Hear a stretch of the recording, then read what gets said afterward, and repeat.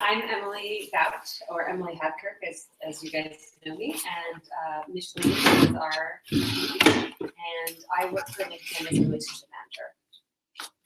I'm Megan Doolittle, and Micheline is I'm a first grade teacher. My name is Anita Singh, and Micheline is my MVP, and I used to be a certified financial planner. My name is Remy. Micheline is my MVP. My sponsor is Andy P. RVP and Treasury, so she's not here. Before Arbonne, I was a stay-at-home mom with retired from America. I'm Christian, and Micheline is my RVP, and I used to be a stockbroker. Love it. You guys, how many of these things are sounding so impressive to you? And how many of your friends have you not gone to who are super impressive because you're like, oh, they don't want to do Arbonne because they are a financial planner or a nurse, or they've already got a great job, or they're a nurse practitioner, or they're kind of amazing, and you're like, oh, I can't go to them. So here they are. Everybody can do Arbonne. Everybody wants to do Arbonne. So don't be afraid. That was kind of my point of all of that. I'm Micheline Kirsebom. I am independent consultant, executive national vice president. I've been doing Arbonne for 8.5 years, and all of you guys know that. So just wanted to put that out there. And my upline is amazing. So I've learned a lot of things from my upline. But lately, what I've been feeling is that we haven't been starting people up in a duplicatable fashion. We haven't been saying, here's what you do to start up. And we have it all over the place, but somehow it's gotten into such a scramble that people are like, what do I do first? What do I do second? How do I do this? How do I do that? So what I'm hoping to do is run you through some things kind of quickly. So I'm going to talk fast. If you have a question, you're going to have to spit it out there and jump in, because I'm just going to keep going probably. But what I want to do is I want to show you how I start people up and see if that can help you. And then what I want to do is hopefully maybe run through like my top demo tips. So you know me, I call a party a demo. I don't like the word party. So I'm going to go through a demo, just like the secrets behind the demo kind of thing. I'd love to do that if we have time. I'd love to talk to you about when somebody says to you, I think I want to do your healthy living program, and you go, great, okay, you don't know what to say, right? So that's what we're going to do, a little bit of that. And then I'd love to just catch any questions along the way that we can catch. What do you think of that? Okay, so I'm going to start off by talking about this packet. And hopefully you guys have seen this packet someplace in your world. This is what I call the New Consultant Startup Pack. And I copied parts of it, but I'm going to walk you through why and how I use it, okay? But I've stolen it from somebody else. Everything in Arbonne is stolen from somebody, because it's just the same thing over and over. And when you first get into Arbonne, the first thing you think is, oh my gosh, there's a lot to know. And then after a while, you're like, wait a second, this sounds familiar, and that sounds familiar, and I heard that too. So things start to repeat themselves after a while. And so just realize that this page is the same as that green sheet. Has anyone seen the green sheet with the big, huge numbers? The top 10? Same exact information. And if you go to my website, kirschbaummation.com, and you guys know the password, right? If you go to that website, you'll also see a video. So if you're a visual learner, this is in webinar form. If you're an auditory learner, it's also in recorded form, which is in this packet, the recording to that, which is also on the website. It's all over the place, you guys. So this is what we use, and this is so basic that hopefully it will help you. When I talk to someone, Anita says to me, I think I want to do Arbonne, and I say, okay, well, let's sit down, let me get you started, let's set up a time when we can talk, okay? And before we talk, here's what I think you should do. Wander around on the website for a bit, and then I'm going to send you this New Consultant Startup Packet. Don't tell them where to find it, even though we want people to go looking for things themselves. That's not the first thing they should do.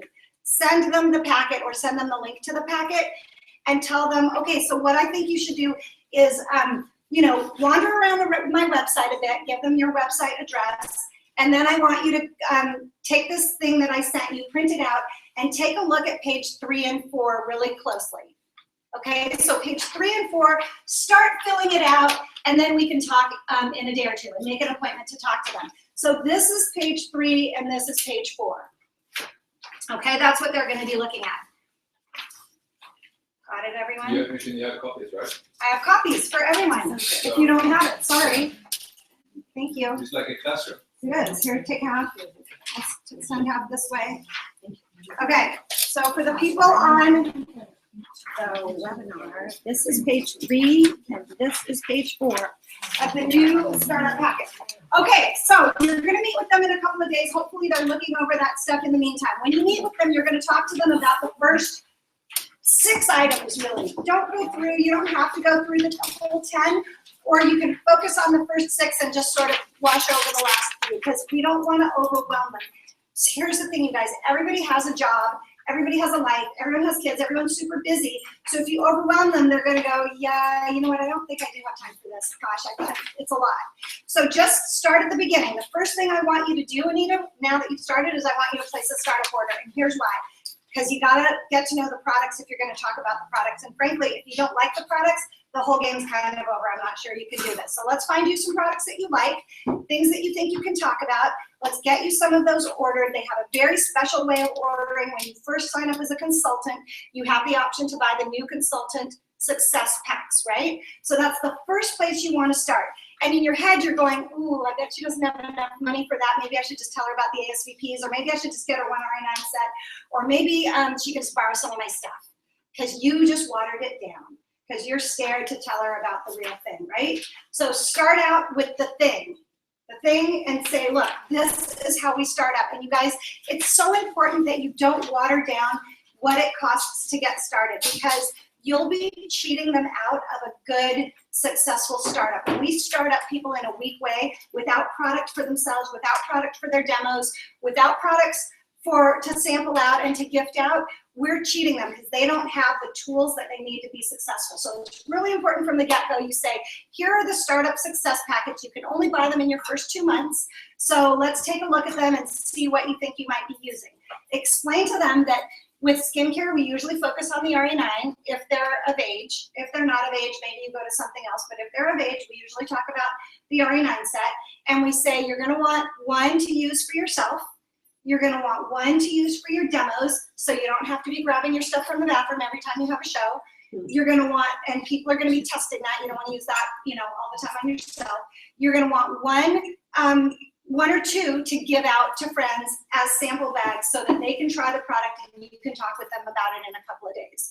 So I started out, you're gonna wanna say that, I started out with 4, so I can say that. I started out with 4, 1 for myself, 1 for my demos, and 2 to pass around, because that was my extra income when I couldn't get shows, when my shows canceled, or when my shows were low volume shows. Okay, so explain that. You're definitely gonna want the healthy living products. If you're interested in selling those, you're probably gonna wanna go through the program, so let's get you a whole set of that, and maybe another set to create some samples out of, to hand things out with. So ideally, you would love for people to start with at least 1 success pack of the RE9 and 1 success pack of the healthy living nutritional products. Have that in your head. If they then say to you, wow, there's no way I can do that, I didn't know it was gonna be that much, then you can say, okay, tell me what you can do, okay? And don't offer them the next thing until they say, well, I think I could do this, or I think I could do that. Then you can guide them down the road toward the ASVP packages, get 1 RE9, 1 nutrition. If they can only do 1, you're gonna guide them down even further, but you're going to start with the thing that is going to make them successful. Don't you be the one that cheats them out of their success, okay? You and I both know they're gonna need those products in order to be successful at their business. Questions on the startup cost and saying it out loud? It's a hard part, you guys. Jenny taught me that it's not fair of me to tell someone that they can start a business that could eventually be $1 million business if I don't start them out with the right things, okay? So this is like you sending your kid to school and saying, okay, well, off you go to college, and then, when we can afford it, we'll get you the books. So that would be great. Like, it's kind of all gotta go at once, okay? Okay, so the other thing that they want to do is urbanize their home. You look around my home, you guys, you're not going to see a lot of other products. You're going to see Arbonne in my bathroom. You're going to see Arbonne in my kitchen. You're going to see Arbonne at all over the place, at all the sinks, because I'm invested in my business. You don't want to go have somebody coming over to your house and, you're the Tupperware salesman and you're gonna send off their leftovers in a glad bag. No, you want them to see that you love what you're using, you believe in what you're using, you use it for your family, you're invested in your business, you're committed, you're buying from your own store, it's gotta be in your house. So that's the other thing, start talking about to the people about how they can begin to shift out things that they normally use every day into Arbonne things. Okay, so that's your startup order. That's a big deal. Don't brush over that. Make sure that they get what they need for their house, for their use, for their demos, for everything. Okay, we got that. Book your calendar. So right away, you guys, you're gonna have them book up with you. You're gonna sit down with them and talk them through their calendar. And we're gonna go through this a little bit more when we go through the action plan. But have your own dates ready that you're available, that you can say, here's when I can do a demo with you. Here's when I can do another one. Let's get you going. Big question. Everyone's like, so launch versus party, what's the difference? Do I have launch invitations? Do I have party invitations? You guys, a launch is a party. A party is a launch. A party is a demo is an event is a show is a workshop. All of those things mean the exact same thing. The only difference with a launch is that we are really trying to kickstart their business. So we're trying to get these done quickly. And when we're doing their launch, we're going to be doing the talking for them because they don't know how to talk the talk yet. So we're going to be doing all of the talking, and it's easy for us to say, so Gina, how do you think Anita's going to do? She's going to be great at this, don't you think? She's going to be awesome, right? And she's going to need her friends to support her. So I don't know, would you be interested in maybe doing a little demo for her and let some friends of her? Totally, exactly. So I can say that where Anita might still feel uncomfortable doing that. So that's the job of the launch party, is for you to be able to do the talking, but really it's just a party. So we use for all of our events, red stamp, send an email, do a text. Wait, is that how we do it? Pick up the flipping phone and call everyone, come to my event, I'm having an event. No, red stamp, email, text, no. It's gotta be a phone call, you guys. And don't make them feel like they have to invite the whole world to one event. They're having several events, so they can pick out, I like to do it like this. I like to pick out 5 people that belong together. 5 people that had babies, or 5 people I went to high school with, or 5 people that I know from work, or that are all friends with my kids' parents. Friends. Anyway, I like to do it in groups that make sense together, and I like to call 5, and I like to tell them, if you can't make it, let me know, because I've only got spots for 5, and I'm going to save a spot for you. So make it a little bit exciting, a little bit exclusive. I have a special gal coming in to talk, and she's going to tell us all about these amazing products, and I'm just learning. I'm there to launch my business. You guys, let them know that even if they have no guests, you're still going to hold the event. You're holding the event to train them. This is their training ground. I'm going to hold 4 or 5 or 6 of these for you, however many you can get together this month, and I'm going to come and do the talking, and if nobody shows up, we're still going to be talking because I still feel like I need to train them. Do you have any suggestions for launching people that are not nearby enough that you could be there for the launch, like doing it virtually? Like, are there any tips for that? Yeah, so it's basically the same thing. The only thing is you're going to have to do a little bit of upfront work. You're going to want to send her catalogs and have her have print out forms for herself, and you're going to want to send her some product to sample, and definitely some product for her to use first, because you're going to want her to be able to talk about the products. And then you're going to be on screen. Do you use Skype? Do you use something else? Whatever. We use Zoom or Google Hangout because it makes it easy to interact with the people that are there on it with you. Thank you. Zoom's really good. Have you guys used that? Yeah, it's nice because you can see all the faces and you can record it automatically, and it's a really great way to go. So Zoom or Google Hangout are both great ways. FaceTime works too, though. Whatever works, whatever you can figure out. Technically. Question for you: how many when you're launching at the person's house that you're launching versus at their friends? Does it matter? You have tips. You have how many should they do at their home versus getting into their network? Yeah, they should do at least 4 at their home. 4? Okay. And then they should try and do as many as they can outside of their home. And you're going to basically tell them that the more you can do quickly, the better, because you guys, know the compensation plan in Arbonne, right? The compensation plan is something we have to do within a 30-day period. It has to be beginning to the end of the month. We have that time allotted to get to our goal, which is to get this person into qualification. So your whole job is to get them as many events as they can. And so think in your head, and we're going to go over this on paper when we talk about getting to district, think in your head what your average show does. What does your average show sell? If it sells 500, which a lot of them do, 300 to 500, if it's 500, how many of those do you need to get into qualification or out of qualification? And you need to match that up with their goal. If their goal is I want district this month, that's $6,000. How many shows do they need? They need 12 shows. So boom, let's do it. Between year 4 and somebody else's 8, then let's get it done, or something like that, right? If they want to get halfway there and then halfway the next month, you can cut that in half, but you're working with their goals on this. Okay, and in addition to that, you're going to include their startup, whatever they used to start up. There's a lot of things that are happening at the same time on this part. You're okay? Question from you? No, because this was kind of your question the other day. Just want to make sure we're getting an answer. Okay, so in addition to that, and at the same time as that, we're asking them for their top 4 people. Who do they know in their lives that they think is amazing? Who would they love to go on a cruise to the Caribbean with?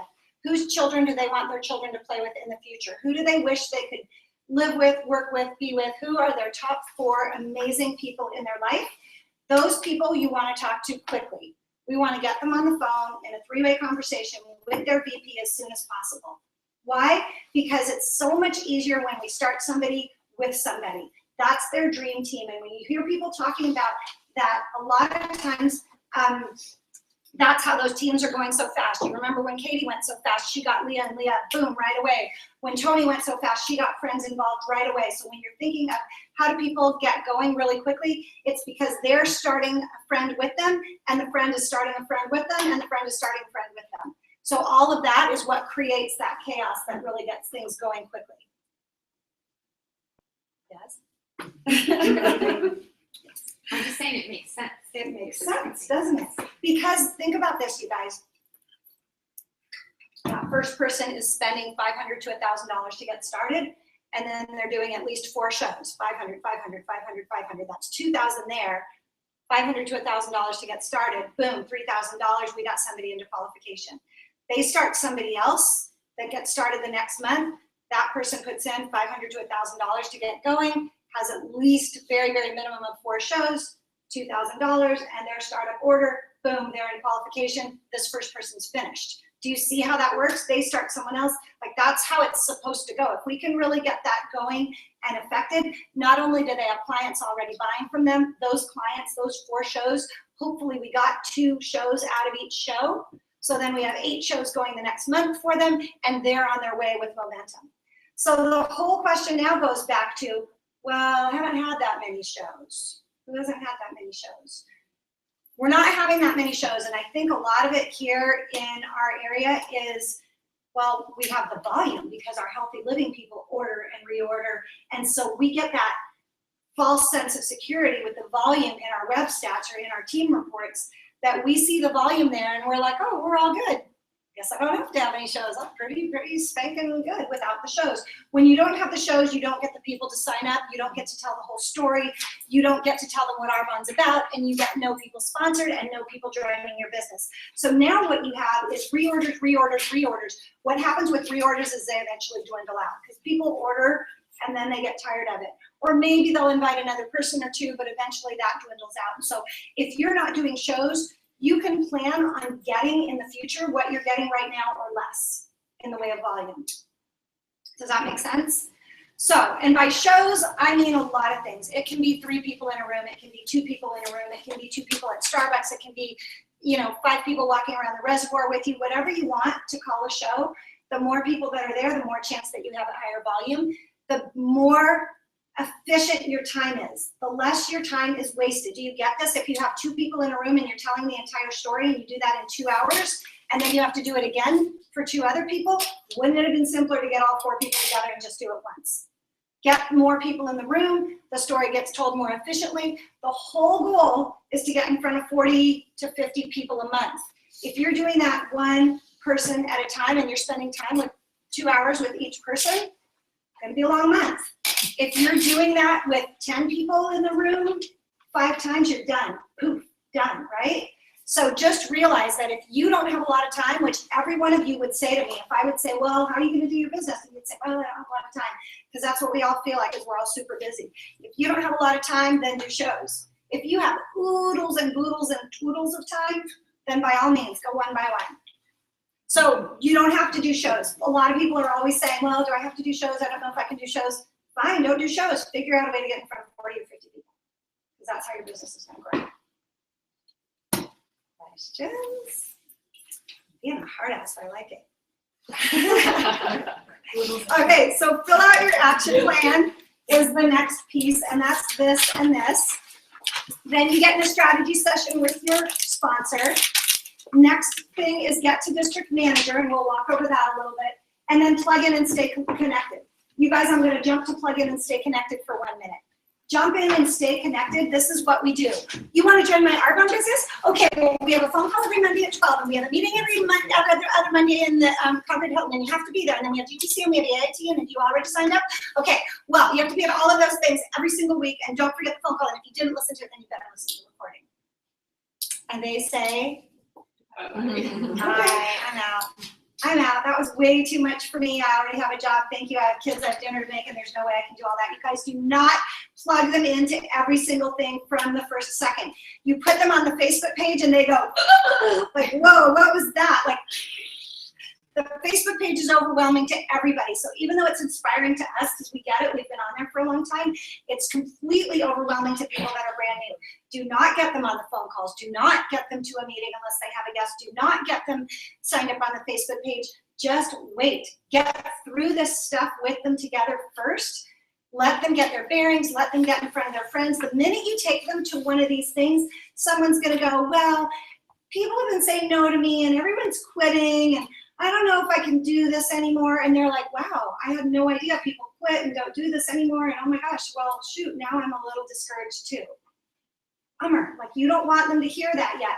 And please remember that if you're ever at a meeting where we have guests, I don't ever want you to hear, well, I haven't been doing my business lately, or I put it down for a while, or I quit, or 2 people quit on me. Please do not say that with guests in the room, and please do not say it when your guests are in the room ever, right? Because it's just not, they'll find out, I promise you, and we will let them know about that, and they'll get that in their own time. But we don't want people that are guests to be discouraged before they even start. So watch the audience that you're in. Right now, I know I'm in an audience of all consultants, so I can speak freely about that, right? When I'm in an audience of all RVPs, I speak differently. When I'm in with all MVPs, I speak differently. So watch your audience wherever you happen to be speaking. Because I want to be able to pull you guys up to the front of the room at Nation Meeting, or pull you up on a phone call, and I need you to be conscious of whoever's on the phone or whoever's at the meeting, okay? Next question. Yes. So you're saying hold off on some of these things, particularly Facebook, right? Until after you've launched them. I'm saying until you've talked about this, until you start to get some things going, until, like, a lot of people, somebody will say, I think I want to do your business. You're like, great, I'll put you on the Facebook page. And then it's just too much. So just give it a minute, get them, we're going to get them to a meeting. We're going to get their friends to a meeting. We're going to get them excited first. We're going to get in front of their friends. But sometimes this stuff can be overwhelming, right? Okay, how many of you guys have had that experience where you've had someone join, they're super excited, they're all ready to go, and then 2 days later, they have just fallen off the face of the planet. They don't exist anymore. Where'd they go? So a lot of times it's because they went home and talked to someone, and that someone scared them, and, come on, get to your senses. What are you doing? I actually Go ahead, please. felt overwhelmed from the very beginning. Yeah, it's overwhelming. And the temptation is, I want you to know everything right away. Let me send you everybody's phone call that I've ever heard of. Like, here you go, and here's the source, and here's the website, and good luck with that.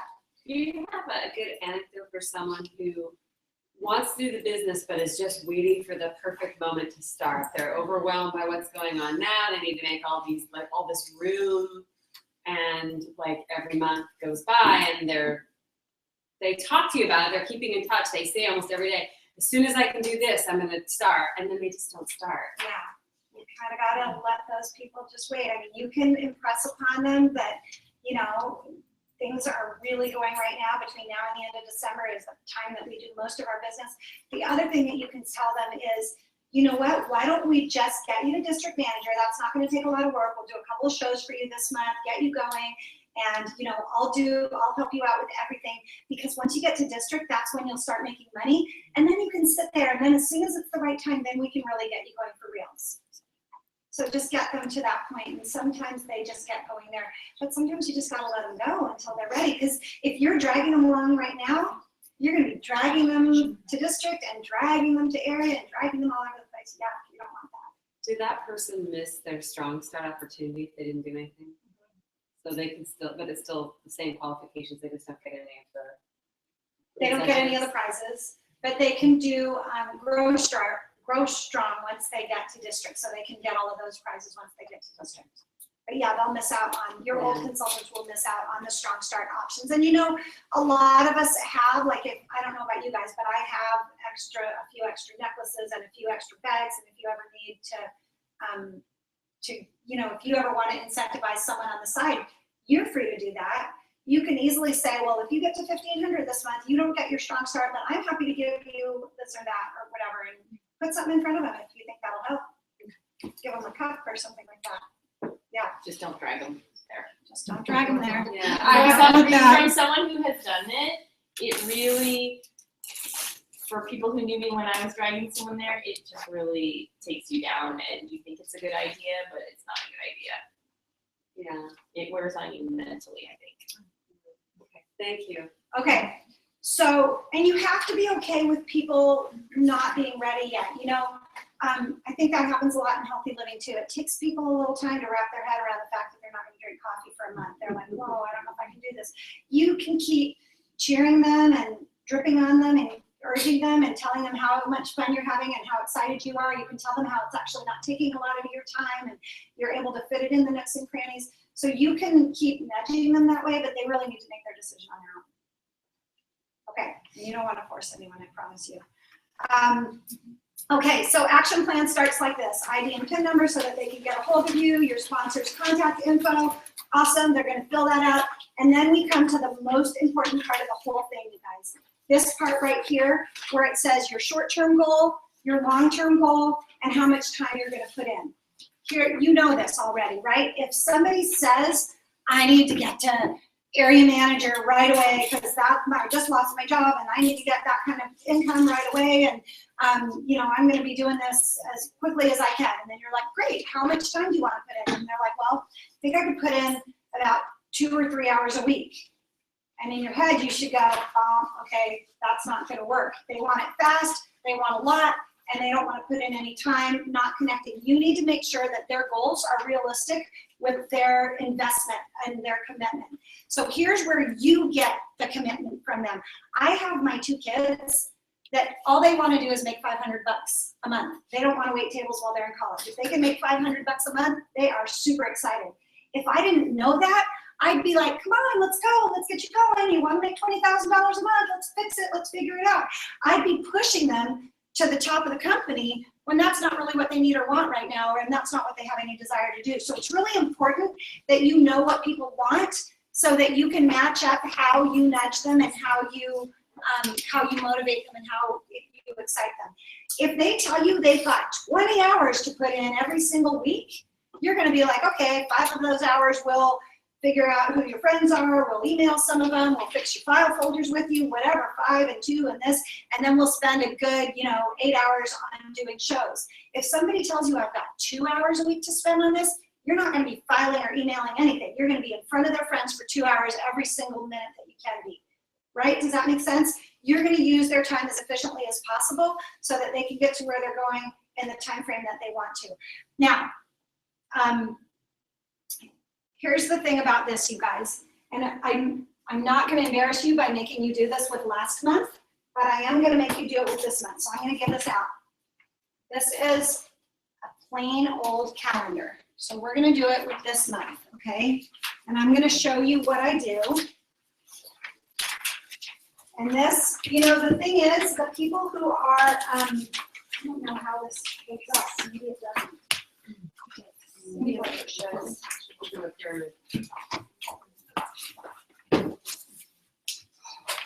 Oh, I love teachers.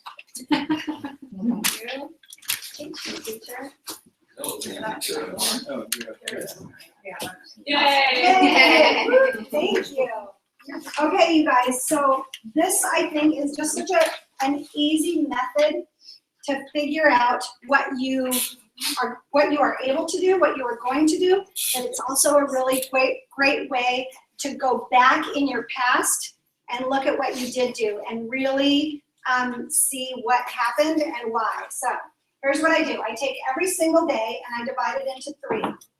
Okay, so all your days are divided into a morning, an afternoon, and an evening. Okay, and if you do that on your regular calendar, it should look something like this. And then what I want you to do is I want you to cross off all your non-Arbonne times that you know that you are somewhere else. So for example, if you work Monday through Friday from 8 to 5, your calendar will look like this, right? You'll have X's all the way across on those days. And you'll have them here, and you'll have them here, right? Everybody see that? Okay. And maybe you go to services on Sunday mornings, so you'll have an X over here. And maybe you have a standing date night with your cutie pie every Saturday night. And maybe on Tuesdays you take Susie to ballet, and that's just the way it is. And once a month you have a hair appointment, and it's right there, okay? So you're starting to see what? You're starting to see pockets. Here they are. Here's a pocket. And here's a pocket. And here's a pocket. And here's a pocket. So let's say this is a 2-hour pocket. Let's put numbers in all of them. This is a half-hour pocket. This is a 3-hour pocket. This is a 1-hour pocket. And then let's say we have another half hour over here and maybe 2 hours up here. Now, what do you see for your week? You see 3, 4, 5, 6, 7, 8, 9. You have 9 hours in that week that you're ready to devote to Arbonne. And you're going to do that. Next week's probably going to be a little different because you have this thing going on with your hair. So maybe you have only 8 hours, 7 hours, because hair takes 2. You have 7 hours that week. And you're going to look down and you're going to be able to see right away that this does or doesn't match what you wrote down as what you planned to do every week in Arbonne over here. Does that make sense? So if I asked you to look back and show me what you did last month in Arbonne, I bet it doesn't match. I just bet it doesn't. And a lot of times it may match because we're doing non-income producing activity. Non-IPA.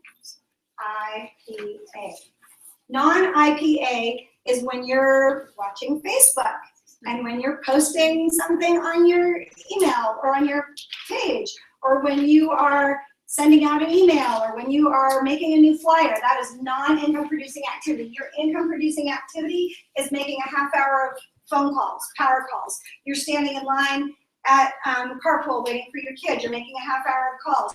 You've got a 2-hour slot here. Maybe you have a quick meetup with a friend at a coffee shop. You've got a 3-hour slot here. You do an event for sure, every 3-hour slot that you can. Find out where your times are so that when somebody says to you, yeah, I could do a show for you, when works for you? Oh, I know, Wednesday at this time works for me, and actually Saturday morning might work for me too. What do you have?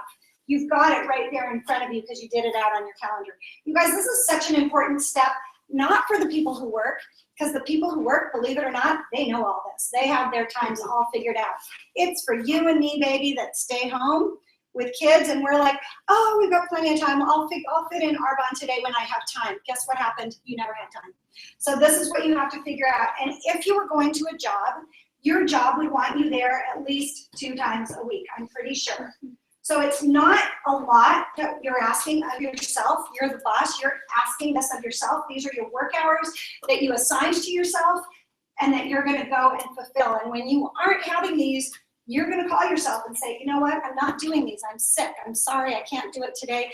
Let me find another spot somewhere where I can make up for that time so that I can grow my Arbonne business. What do you think of that? Okay, so I invite you to sit down with your calendar for the next 2 months and your calendar from last month and see if you can work through this and figure out what happened to your time. Because a lot of people will come to me now and they say, so I don't know why my business isn't growing. I've really been working, I've been doing this for 2.5 years. I really need this to grow and I'm just not sure what I'm doing wrong. That's what you're doing wrong. You're not doing enough shows, you're not figuring that part out, you're not making the time, and you're not making that productive time, okay? So I'll tell you that's what you're doing wrong. If you're okay with that, I'm okay with that, but I just want you to know that we're both on to you. Is that a question, Ava? No. So where did you just type up like your little calendar, or where do you get your calendar to print out every month? Because this is November, but like where would you find December? Like where did you find this? You can just pull up calendar in a Google search and you should get one. That one is actually my regular iCal calendar that I just, when you go to print, you click off all of the, like, because it asks you what you want showing on the calendar, you just click them all off and you print. Okay. Okay, so that's that first top part, and it's a lot more important than it sounds because that's where we figure out what we're doing and what we're not doing and whether our goals are matching. And you guys, when we talk about the compensation plan, and I'm gonna stop using numbers because Arbonne has asked us to stop using anything except the independent consultant compensation summary. That's the only thing that we're supposed to use when we're talking about numbers is the independent consultant, ICCS is what it's called. So I'm gonna stop using numbers, and I know you guys have all heard me use numbers here before. I'm gonna start saying something that sounds like a car payment, a mortgage payment, a quit your job kind of an income, and a crazy money income. Okay, that's probably what I'm gonna be sounding like when you hear me talk from now on. I'm not gonna be using actual numbers anymore. But when we talk to people, sometimes we want to head straight up to that crazy money. And I'll tell you what, you guys, a lot of people cannot conceptualize that. They can't relate to it. They can't understand it. It's not them. I'm not trained. I'm not skilled. I never went to school. This isn't real. This doesn't make sense to me. So be careful that you're adjusting this for who you're talking to. You guys, $500 to $1,000 is big money for a lot of people, for most people. It is the difference. They have said in the news that it's the difference between, for a lot of people, between keeping your house and not keeping your house. If people could get $500 more income per month, they might be able to keep their house rather than having to foreclose. So just remember that and be conscious of that, that most people will not be able to see very high. I put $3,000 in this long-term slot when Jenny asked me. That was the highest I could think at that time. I was like, well, man, if I could do that, like, I'm really only expecting like 500 to 1,000, but if I could do 3,000, like, that would be amazing. Like, seriously, from home, like, blow me away. That would be so cool. So just realize where people's heads are when you're, you're so impressed by all of these figures. Make sure that you're keeping it at the level that people are able to take in. Okay, next thought is this dream team thing. You guys, this has been working so well for us. It's ridiculous. So you tell people, I want to talk to the people that, and that's something on the printer. Hang on. I want to talk to the people that you think are amazing, fantastic, if you want to work with, live with, all of that.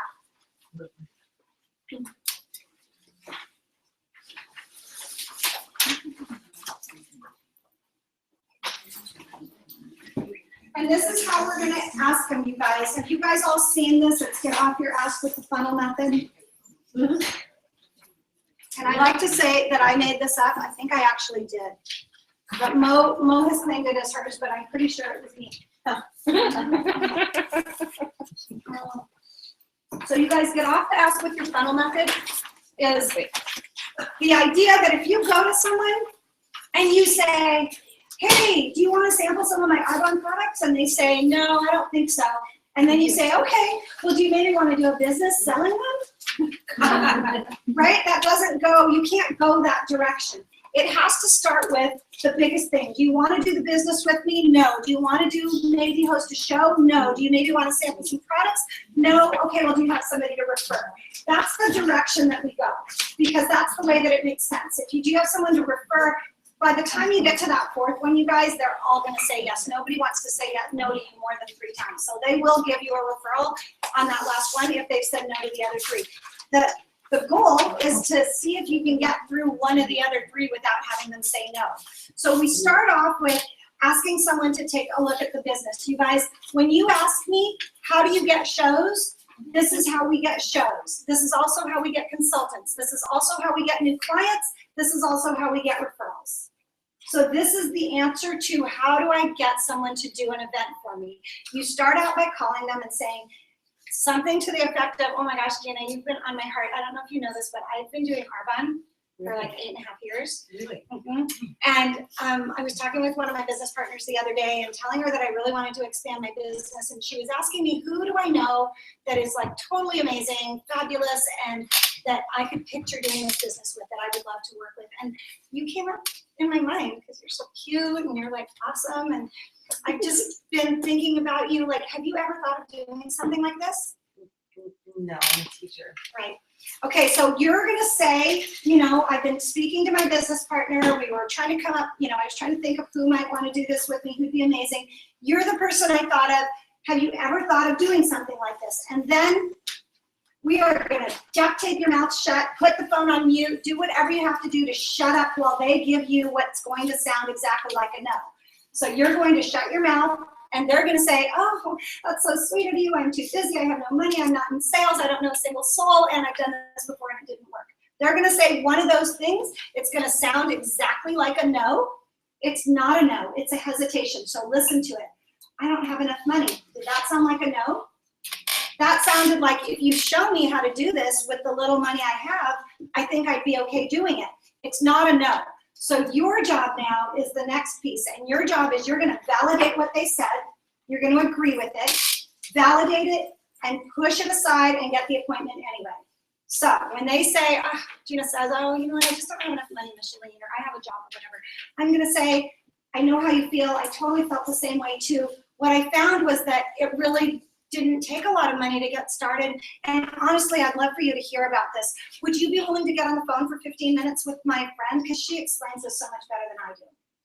So you're going to validate it. I know how you feel. I felt the same way too. What I found was that I still wanted to talk to you and I still want to get you on the phone. So that's what's going on in your head. I know how you feel. I felt the same way too. I really found out it wasn't that big of a deal, whatever it was you just told me, and I still want to get on the phone with you. Would you be willing to do that? It would mean the world to me. We're just going to get on for 15 minutes or so. So you're going to still try and set it up. They're probably going to come back with 5 more. Yes, I could, except Johnny has baseball and Susie has ballet, and we've got a million things going on, and it's Christmas, and you're going to try one more time. I know, but I would just love for you to hear from her. It's only going to take 15 minutes. Really, you can't find time. Like, it would mean so much to me. Try once again, you guys. If you get a no, a real honest to God, look, I'm not going to do this with you. I'm just not interested. Say, okay, I thank you so much for your honesty. But I know I still really would love to tell you about this. I'd love to practice my presentation, and I really need some exposure to people. Would you be okay with doing an event for me? You know, maybe gathering 3 or 4 people together. I could practice my presentation. We could tell them about the products, and I could actually reward you with a great discount, or maybe some free product or something. It would really mean a lot to me.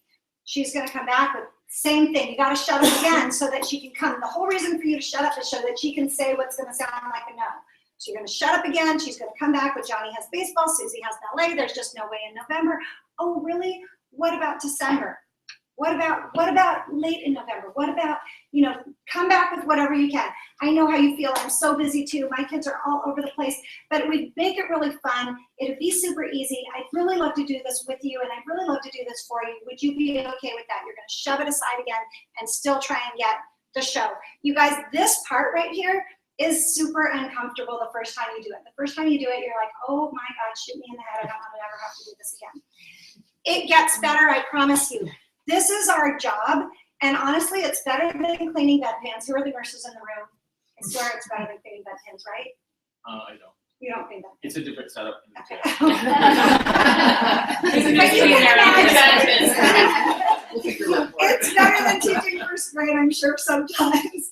It's better than a lot of things that you do, and I promise you, the last job you had, you did not walk in and miraculously know exactly what you were doing, and you weren't amazing at it in the first day. You just weren't. It took practice. It took time to get good at what you did. You had to do it in front of the mirror, do it to the pillows, get used to talking the talk, you guys, because that's the talk that we do. And you're just going to gently get the appointment anyway. And here's the best part. You do not have to sell anyone on anything. You don't have to convince them to do your business. You don't have to anything. You don't have to do any of that. I'm going to do that, or your sponsor's going to do that. That's who's going to do the selling part and getting them to do your business part with you. All you have to do is set up the appointment. You can do that. All you have to do is set up the appointment. Set appointment after appointment after appointment with your friends, with their friends, with your mother's friends, with whoever. Set up appointments. We'll do the talking. Get them on the phone with us. Okay? When I get your friend on the phone, I'm not going to make them feel uncomfortable. I know you think I am. I'm not. I'm going to say, oh my gosh, I was just talking to Stephanie and we were trying to decide, like, you know, I was asking her who she knows that's amazing, who she'd love to do this business with, and you'll never believe it, but she said you. She said that you were super cool, outgoing, friendly, you know a ton of people, and she would just love to work with you. Have you ever thought about doing something like this? I'm going to shut up while she gives me her hesitation. I'm doing the exact same thing. And I'm going to say, you know, she got you on the phone. Even if this isn't for you, why don't I just tell you a little bit about what we do? And that way, if it's not for you, you can maybe help her by thinking of somebody else that it might be good for. So I'm going to tell you a little bit about what I do and a little bit about our company and our business. And then, you know, hopefully you'll have some questions at the end of that. And then I just go through my really compacted mini Discover Arbonne, and that's what I do on the phone with them. And then we ask questions. And you'd be surprised how many of those come out in a positive way. How many did we do just recently? 2. And did any of them come out okay? 2 are interested. We're getting there, right? So if nothing else, it's a first touch. So now we've done a good touch, you guys. So I believe that a touch is when they see Arbonne, when they get invited to an Arbonne show, when they talk to somebody about Arbonne on the phone, all of a sudden they're getting these touches, right? And I really believe that it's 7. 7's the magic number. When you've touched them 7 times, then they're going to go, okay, so wait, what is this thing you're doing now? I've been meaning to listen. I haven't listened for 6 touches, but now I'm going to listen. So a lot of times they don't listen until that 7th touch. The danger about not being the 7th touch for them is that some Stella and Dot rep is going to be the 7th touch for them, and suddenly you're going to see them coming to the meeting with somebody else, and you're going to go, oh my gosh, somebody told you about Arbonne, and here you are. Wow, that's really awesome. So damn it, you need to be the 7 touches, and so it feels uncomfortable going back, but you still have to go back and sprinkle it back on them again, and sprinkle it back on them again, and invite them to something or let them see something else that's going on in your life so that you don't miss the touch when they suddenly become interested in you guys. Everybody's life changes. So if you need to, at the end of the conversation, if it feels like it's a dead end, just go ahead and feel comfortable saying, you know what, how would you feel if I got back in touch with you in about 3 to 6 months? Because just in case anything changes or your situation changes, I'd love to just, you know, touch base with you again. Are you okay with that? They're always okay with that. So you can just say, you know, oh good, we'll talk again, and I'll be really interested to see how your crummy old life unfolds without Arbonne. It's interesting that you say 7 touches, because in online advertising, it's about 7 ad impressions for someone to internalize what you're showing them. So when you log into, in my case, LinkedIn, when you log into LinkedIn, there are advertisements on the side. Most people don't have them in their conscious mind until after they've seen it 7 times. And so when we sell the advertising, we do it based on how many people do you want to reach. We multiply it by about 7 because that is the marketing rule of thumb. And so it's a real thing. Well, and I just whispered to Gina in fundraising, I used to teach our staff that they needed to reach out to the donors and the folks that we worked with at least 7 times a year. So they needed to have, 7 touch points with them throughout the 12 months. Oh, that's awesome. Well, and you guys will see that there are 4 no's on this page. So they say no to you 4 times before you can say that was a crappy phone call, I got a no out of it. And I'll take a no, honestly, any day over a wishy-washy, because mostly you just get wishy-washies. But I'll take a no. But the reason that we have 4 of these on here is that when somebody calls you, have you guys ever picked up the phone for a telemarketer? They say, hey, can you donate money to the police fund? And you're like, no. And they go, okay, well, if it was only $20, do you think you could donate money to the police fund? You'll say no. And they'll say, okay, well, what if it was only $5? Could you donate money to the police fund? And you say no. And they say, okay, thank you very much, goodbye. They have to do it 3 times because they're expecting a yes on the 3rd time. That they have statistics, just like you said, they have statistics that show that most people will not get 3 no's in a row. We're just putting an extra one in there for good measure so that we can get to the 4th. Okay, so that is how we get our shows. So that goes with this dream team here. So they're going to fill out right in front of you or before they talk to you people that they're thinking of. And what I need from you, or what I need from them, or what you're gonna need from them when you start doing your dream team calls for them, you're gonna need information on this person. Okay, so tell me a little bit about Sally. First of all, why do you think she'd be amazing? Oh, because Sally knows everybody. She's got like 6,000 people in her Facebook account, and she's super fun and funny, and everybody loves her, and she's a total leader, and I just like work. I'd love to work with her. Okay, so fine, Sally. Well, tell me a little bit more about Sally. Okay, well, Sally has 2 kids. She and I went to school together. She works here or works there. Her husband does this. Give as much info as you can, because when I'm talking to Sally, that's what I'm going to try and do. And you guys, when I talk to Sally, I also have a very distinct direction that I'm going when I'm talking to her on the phone. First thing I do, because Sally doesn't know me, like me, or trust me, is I build rapport on the phone. Hey, Sally, oh my gosh, it's a rainy day. Is it raining where you are? Where are you anyway? Oh my gosh, well, how do you know Stephanie? Oh gosh, that's so funny. And, you know, I'm trying to make rapport. I'm trying to find out what's fun about her. How light is she? How serious is she? How annoyed is she with this phone call or not? I'm trying to get a good feeling for her. And then I'm trying to get that tether between me and Stephanie, because she trusts Stephanie, she doesn't trust me. But if I can say, oh yeah, Stephanie and I, we go way back, we're such good friends, and we've been having so much fun with this, and we were just talking the other day, I don't know, we were having a cup of tea, whatever we were doing, it was so much fun. But anyway, Stephanie and I were talking, and your name came up, and it was just funny. So I'm gonna make that connection, create the tether, and I'm gonna try and find a commonality with Sally. I'm gonna be like, you know, so what do you do? Oh, I did that too. Or what, you know, well, you have kids. I have kids too. Oh my gosh, you have hair. I have hair too. I'm going to try to find whatever commonality I can with her, so that somewhere in the conversation, she's going, well, she is just like me, and she does Arbonne. So psychologically, I'm hoping that she's going, well, maybe I could do Arbonne too, because she and I are exactly the same, right? So that's what we're hoping for when I'm doing that. And then I go into my, well, we were talking about you, and this is what happened. So there's really a method to the madness when we're doing those dream teams, but that's the exact same thing that we do in the kitchen.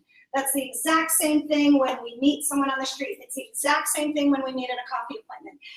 Build the rapport, build the tether, find the commonality, and then explain what you're doing and relate it back to whoever they said that they were. They told you a bunch of things about them because you were asking questions, and now you're going to relate your why back to them. And Jen Vogler, remember you were here? Jen was here a couple weeks ago. She was going to do this cute little black dress party, and she was like, well, I don't know what to talk about. They're only going to be at my table for a minute or two. Should I talk about the product, or should I talk about the business? And I said, My story and relate to that. yeah, I said neither. You're not going to talk about the product. You're not going to talk about the business. You're going to get your why in there somehow or another. So you guys, your why is so stinking important. It's huge, because people are gonna, you sound kind of like this to them when you're talking about the product, blah, blah, blah, blah, lotion, blah, blah, blah, blah, cream.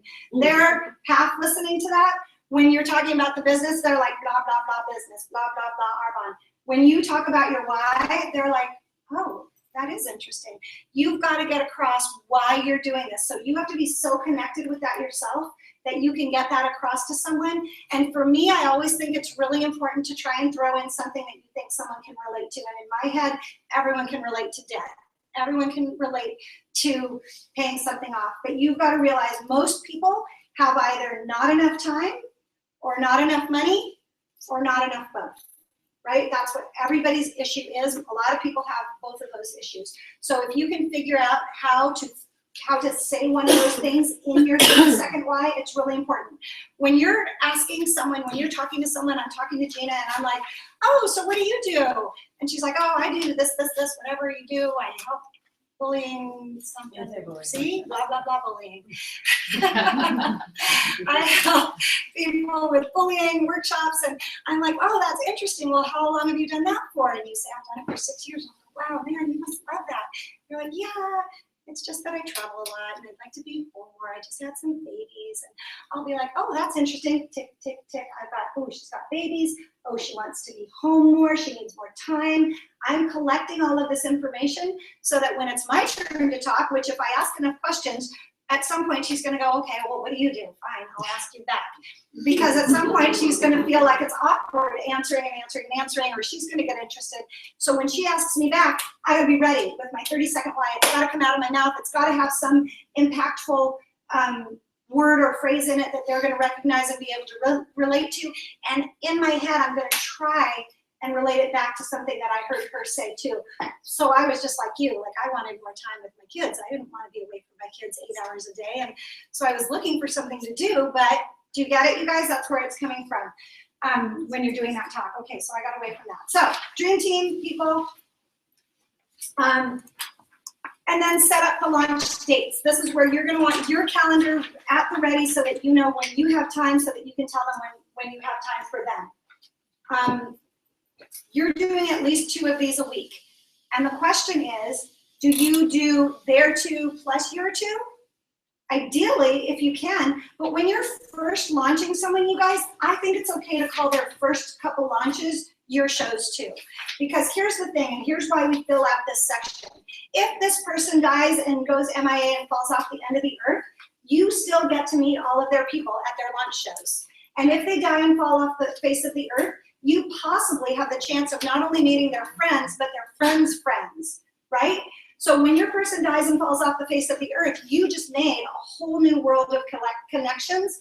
That's why I think it's okay to call these first launch shows your shows if you're doing 2 shows a week, okay? So don't feel like you have to be doing 2 and 2, Katie, I know that's what you were asking, but I think it's okay to call the first shows. Now, if you've been watching this person for 200 years and you've met all of their friends and their friends keep coming to their shows, or maybe no one's coming to their shows, yeah, you better be doing something on your own because their shows aren't gonna be enough for you, okay? So you're saying we should launch them for a month, 2 times a week?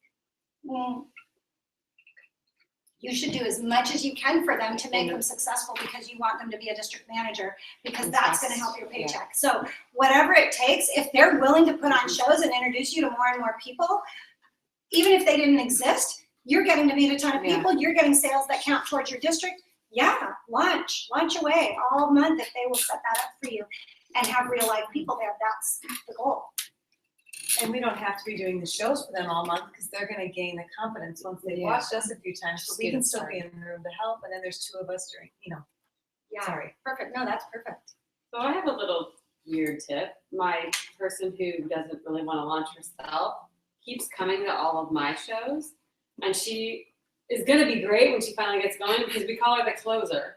She will talk to people, she'll say how great the products are, and then she'll like corner them, and like with one person, she was going through the catalog every page by page and said, this is great, you should get what's dog ear this corner. And so, I mean, like she's learning, right? And I don't know. I'm just throwing that out there as the she's way. doing that to your friends? Or are these her friends too?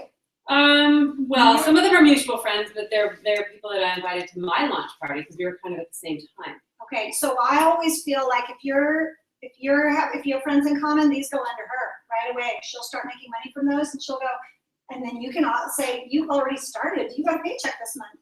You're totally started already. Let's just keep going. Anybody that's common to you and me goes under you because you're lower than me. To call me the lowest common The denominator. least common denominator. See, because me and Andy and Remy, we had so many mutual friends. So guess where they all go? They go right under Remy because she's the least common denominator. I was a math major. Okay, so you're gonna set up as much as you can, kick out as much as you can. Next thing is your why, you guys. Your why is on the back of this page. You should be able to think of a bunch of reasons. If you read through and realize that all of your reasons are product related, start over. Because I have people and I'm like, well, tell me a little bit about your why. Why are you doing this? I just love the product and I just want to share it with people because it's so amazing and it's been so good to me. And yeah, that's my why. It's not going to work, you guys. You've got to have a why in there. Are you guys boiling? No. You've got to have a why in there that is a future for you. This is not a future for you. Sharing the product with other people and getting as many people excited about the product as you can is not a why. So figure out your why. Dig a little deeper. Find out what is it that I want to do if I make this long-term goal here. What would I do with that? What would that mean for us? How would that affect us? How would it affect my children? What would be different in my life if I could affect that goal and if I could reach it? That's what I want you guys to be thinking. And then if you go, you guys don't have the next page, but if you did, you would see that the next page is how to write your I story. This is your intro story that you say at the beginning of your shows. And the real meat of this is these 7 questions right here. So if you answer all of these 7 questions and you mush together all your sentences, your responses, it will make that paragraph that you're looking for. So here are the questions. It says a little about you, just the basics. How were you first introduced to Arbonne? What you thought when you were first introduced? What made you seriously consider the business?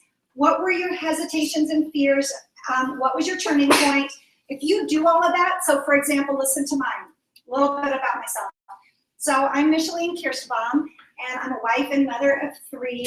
And I was first introduced to Arbonne by my neighbor Jenny. I went to a party that she was doing up the street, and I thought, poor Jenny, like that was my first thought was, gosh, she's schlepping lipstick from her living room, poor thing. I wonder what's making her do that.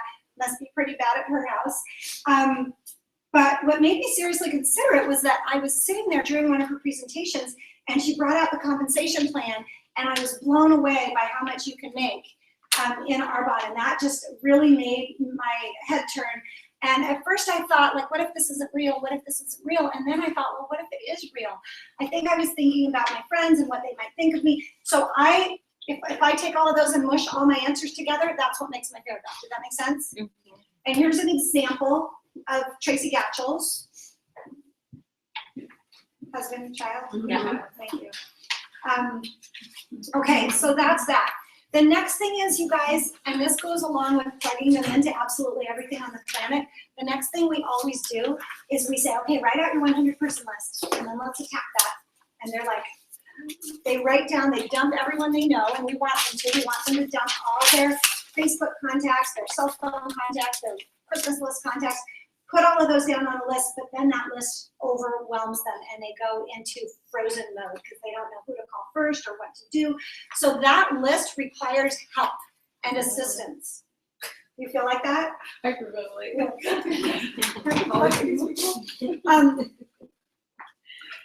That's why, you guys, first of all, the dream team is so much more doable. It's so much more tackleable. You can sit down with them and talk about each person, and then you can help them make that call. And that's the easy way that you're going to tackle it right from the get-go, because I'll be doing the talking or your VP will be doing the talking. The 100-person list, you need to sift that out for them and say, okay, well, here's 3 people that just had babies. Let's invite them to one event. Here's 3 people that we went to high school with. Let's invite them to an event. That'll be so much fun. And then you can target your events, and you can just make it more manageable for them. Walk through their 100-person list with them often so that you can help them through it. Okay? And then the next thing really is figuring out how to get them to district manager. Okay, so district manager looks like this to me. With my fancy notebook thing here. Oop, that fell apart. I got it. I know how now. And I think it was like looking at on you. Oh. Good. Okay, so you guys, this is how I usually like to explain district manager. And district manager, when you're not in Arbonne, is complicated. So try and uncomplicate it. This is the way I do it, and it's basically that nitty-gritty PowerPoint. If you guys have seen that, it's on our website. So 2,500, 2,500, 2,500 is how you get to district. $7,500 over 3 months. That's how you normally get to district manager, okay? This is the long way. If you did this in November, and this in December, and this in January, your first good paycheck would be your February work. You wouldn't get paid your 8% until your February check came on the 10th of March. Okay, so you started in November, somewhere in March you got a decent paycheck, and actually you didn't because you quit before that because it was way too long. So do your best not to make people go the long way. You want people to go in 1 month with $6,000 or in 2 months with $6,000. That is the best way to get to district manager. And the easiest way to get to 6 is by doing 3 and 3. That is the fastest way to district manager, unless they're going to do 6 all in 1 month. Okay? Now, we have this tendency to say, oh, but you can get in with $1,000. I can get into a soft qual with $1,000. So here's the problem with the soft qual. What do they need to finish in 2 months? 6,000, so what else do they need? They need 5 in their second month. That means they did 1,000 in their first month, and their second month, they had to do $5,000 worth of volume. That's a lot of volume we're talking about, right? So here's the problem. What happens is when they get their $1,000 is we say, yay, you're in qual, here's a rose, come to the meeting, stand up, I'll give you a gift. You're in qualification, we announce it on the page. They are flying high, and we have just set them up for failure, because we know that they can't make it in the second month, but they don't know that. So in the second month, when they can't get to their $5,000, they feel like dirt. They feel like failures, they feel, thank you, I think it's Just the okay. darkness. No, okay, we're good. See the number. So in their second month, they're set up for failure. They can't do it. They feel like they've disappointed you. They've disappointed themselves. They fall off the planet. You don't hear from them. They won't answer your calls because they feel like they really disappointed you and themselves. You guys, this is like, in my eyes, this is the worst thing in Arbonne. I can't wait till they get rid of that. I think they will get rid of it soon, but let's try and not set people up for failure. Let's set people up for success. Help them. If you've got 4 to 8 shows going on, you should be able to get them a minimum of $2,000. And if they're putting in a startup order, they should be able to get the rest of it. And if you're handing out gold bags or fit kits in addition to that, it should be a no problem thing to get them to 2,500, 3,000, or even 6,000 in their first month. Okay? They told you they needed money.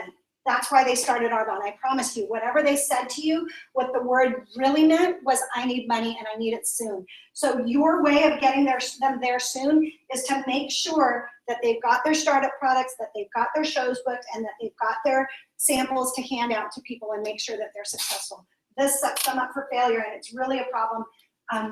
It's really a problem for us. So $2,500, you guys, I want you to think of this. I want you to think of 10 ASVPs. 10 ASVPs in nutrition, or 10 ASVPs with RE9. That's what that is. If you've got 10 customers that do that, boom, you're in.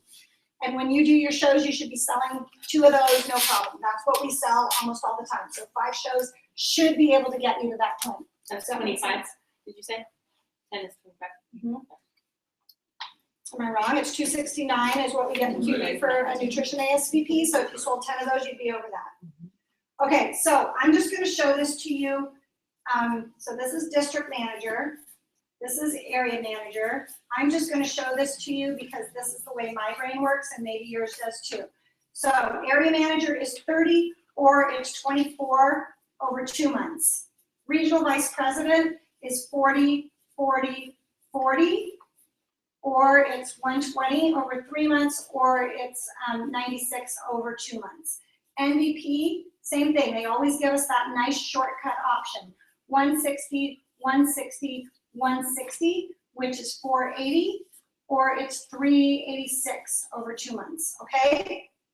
So this is just for you to know and for you to see how you get to each of the levels. And I know it's overwhelming because you're like, I can't sell the flipping $2,500. How am I ever going to sell $160,000? That's crazy talk, Micheline. Okay, so this is what I want you to imagine.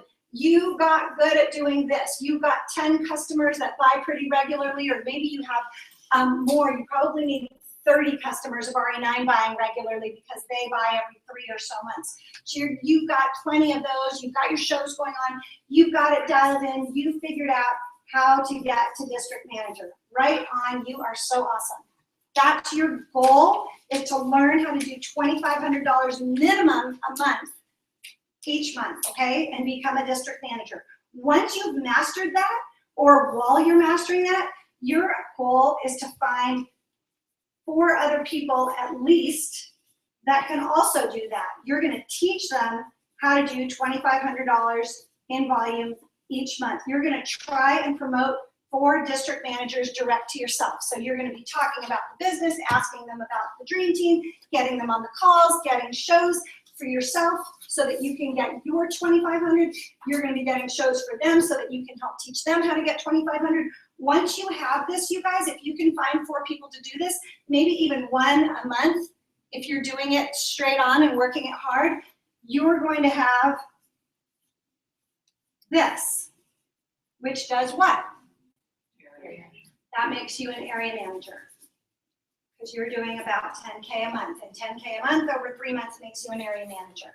And if you were to go down and help your districts to find 4 districts, help them to find district managers, then they would be doing 10, if you help all of them with that, right? And that would be 40,000, which would make you a regional vice president. And if you were to help them, look at this, it's 3 layers deep, it's 2 logical.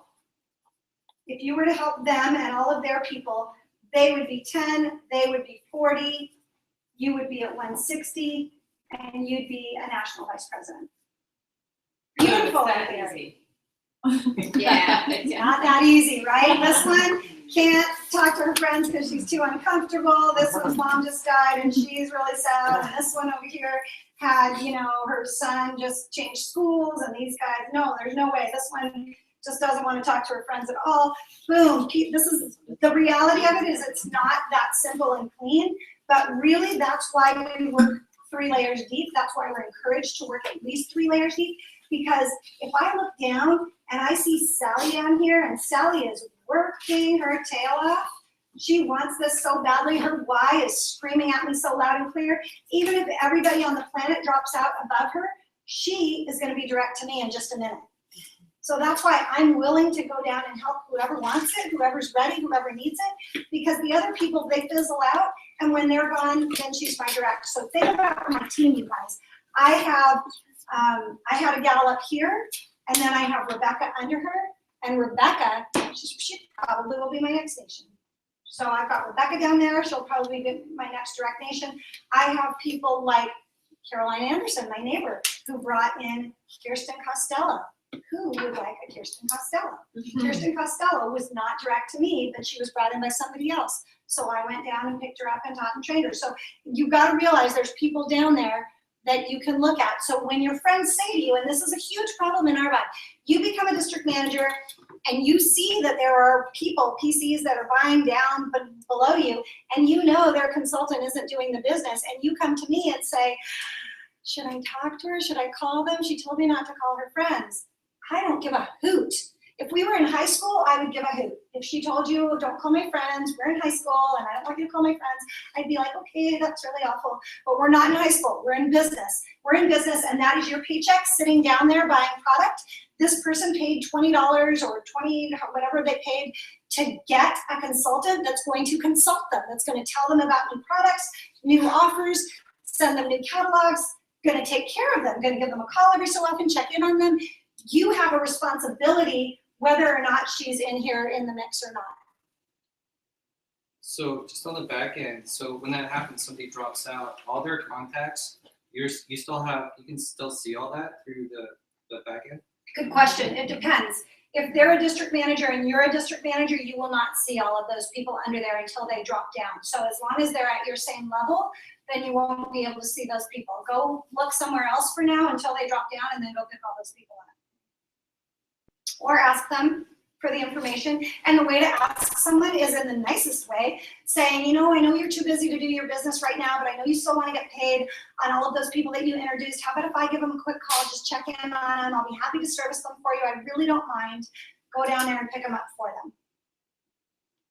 And if they say no? If they say no and you don't have their contact information, you might have to just respect that, unless you're willing to try and find them on Facebook or somehow, stalk them in some other way. In real estate, we have a very common to do like a referral fee. Mhm. So I think that would be the approach that I would take. Maybe there's something I can give them in return for basically handing over their database and let me work it for a while. That would be good, but you're already giving them something because they're gonna get paid that 15% on all the people you're going down to pick up. Yeah, but I mean, if they give you a note, Yeah. something to Yeah, so that might be something to think about. And a lot of people do give you a no at that point because the reason they couldn't do the business was because they were too uncomfortable. Chris, I can't do this. Oh, it's Is because they were too uncomfortable in the first place. So that's why they can't have you going down there, because that just keeps them uncomfortable. Does that make sense? Okay. How are we doing? Do we have questions right now? Good. Does any of this feel new? I feel like you guys have all seen this 100 times. It should all feel pretty, you've seen it before. Seen it before, but it feels more digestible when you see it a bunch of times. Oh, good. Well, and you're pretty new. I think some people have probably seen it a bunch of times, but you're still pretty new. Okay. Can I just add, I like the hard ass approach. You do? I tell Gina that all the time. She's Can you such be a more of a hard ass? She's such a hard ass. There's I have a friend on Facebook, that's how we keep in touch with Facebook, that I really want to approach, but I just don't know how to approach her. And I think she's really good at this, and I think she kind of needs it right now. So that's a perfect thing to go through as a dream team call with your upline, Anita. That's a perfect thing to talk through with Anita and say, okay, I have this girl. Here's what she's doing. Here's why I want her. Would you be willing to get on the phone with her with me? Yes. I'm just going to say yes to that. I know she will because she's like that. I just don't have her phone number really. And then that's going to be your job. You got to get her on the phone, or you got to get her somehow connected. Maybe you put the three of you on a Facebook message. I don't know if that'll work quite as well, but you're going to have to figure that part out. You're going to have to get her to the point where you ask her if she's willing to get on the phone with Anita. That's that whole, then you go back, right back to the funnel method. And if you have to do it in Facebook messaging, that's fine. You know, when I'm talking to people on Facebook, I warm them up a lot first. I comment on their posts. I tag them on something that I think is funny that relates to them. I kind of warm them up so I make sure that we have some sort of a relationship first. And then maybe I'll approach like, gosh, I've been thinking about you. I saw something you posted the other day. Maybe you think of you. That's exactly what I wanted to start with. There you go. And that's why I've been thinking about her. Yeah. Because of the last few posts that she's posted. So make sure you're liking them and commenting on them and showing her that you've got some interest in her and try not to make it creepy. I think it's okay to also just say, hey, I mean, do you know this person or you? Yeah. Oh, I do. And just say, you know, I've been thinking about you. I would love to ask you a question. Can I get your phone number? Because I have a high school friend that I just recently reached out and just said, you know, I would love to connect with you. You know, can you shoot me your phone number so that I can actually call you? You know, because I didn't have her number after all these years. So I think it's okay to just say, like, you know, I would love to have a phone conversation with you. And then you can get the number, you can call her, and then you can set up an appointment with Anita. We've been working a lot on this. Can you tell? Yes. So you said that was helpful to hear to use the 100-person list later. And then you said you might sit with certain people and work through it. What would that look like, working through a 100-person list? Let's talk, let's star the people that you'd love to work with. Let's figure out like who are the people that seem like they have a common bond? Okay. Like who makes sense together in a room? Perfect. I think I would do that and then work through their 100-person list. And that list is fluid, you guys know that. Okay, so now what I wanna do really quickly is go through what I think of as some important pieces of the demo. Okay, so when you're doing a demo and you've invited people over to your house, one of the biggest questions I get all the time is, nobody will come. Okay, nobody will come if it didn't sound fun. Okay, if you're having something that's gonna be fun, everybody will come.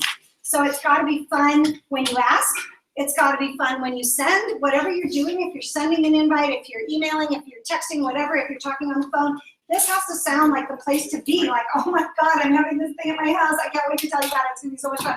Oh, you have to come, right?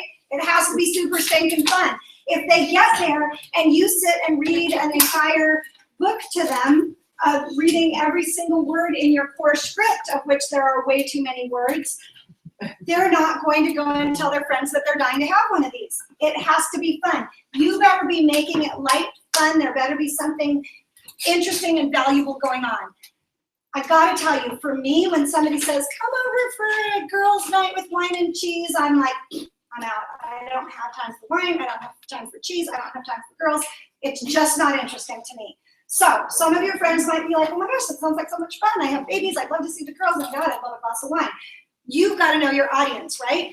Some of your friends are gonna say there better be something valuable in there. Like, teach me about why everybody's so hot on no gluten. What the heck's that all about? Maybe your event that night is how to go gluten-free or why to go gluten-free. Maybe your event that night is the graveyard, get rid of the toxins in your products. Maybe your event that night is, something cute and funny. I've got some girl doing, spray tans and we're all gonna look fabulous. And or maybe we're doing a little black dress party, like whatever. Maybe we're doing something. It's gotta be something that's interesting to the audience you're talking to.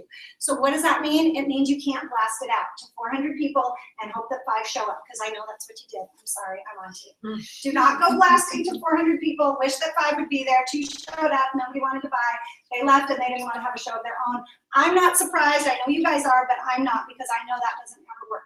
What works for me is calling 4 or 5 people and saying, I'm having something at my house, I'm dying for you to come.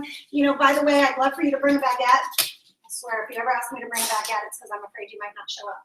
I ask you to bring something to contribute to the party, because then you know that if you're not gonna show up, you have to call me because I told you to bring the thing and you're not bringing the thing because you're not coming. So at least, if nothing else, I'm at least gonna know if you're not coming, which is a big deal to me, because I'm gonna make the spread and I don't want to be standing there alone, right? So when you have people that are no-shows that didn't bother to cancel with you, use some sort of verbiage to stop that from happening. I'm saving you a spot.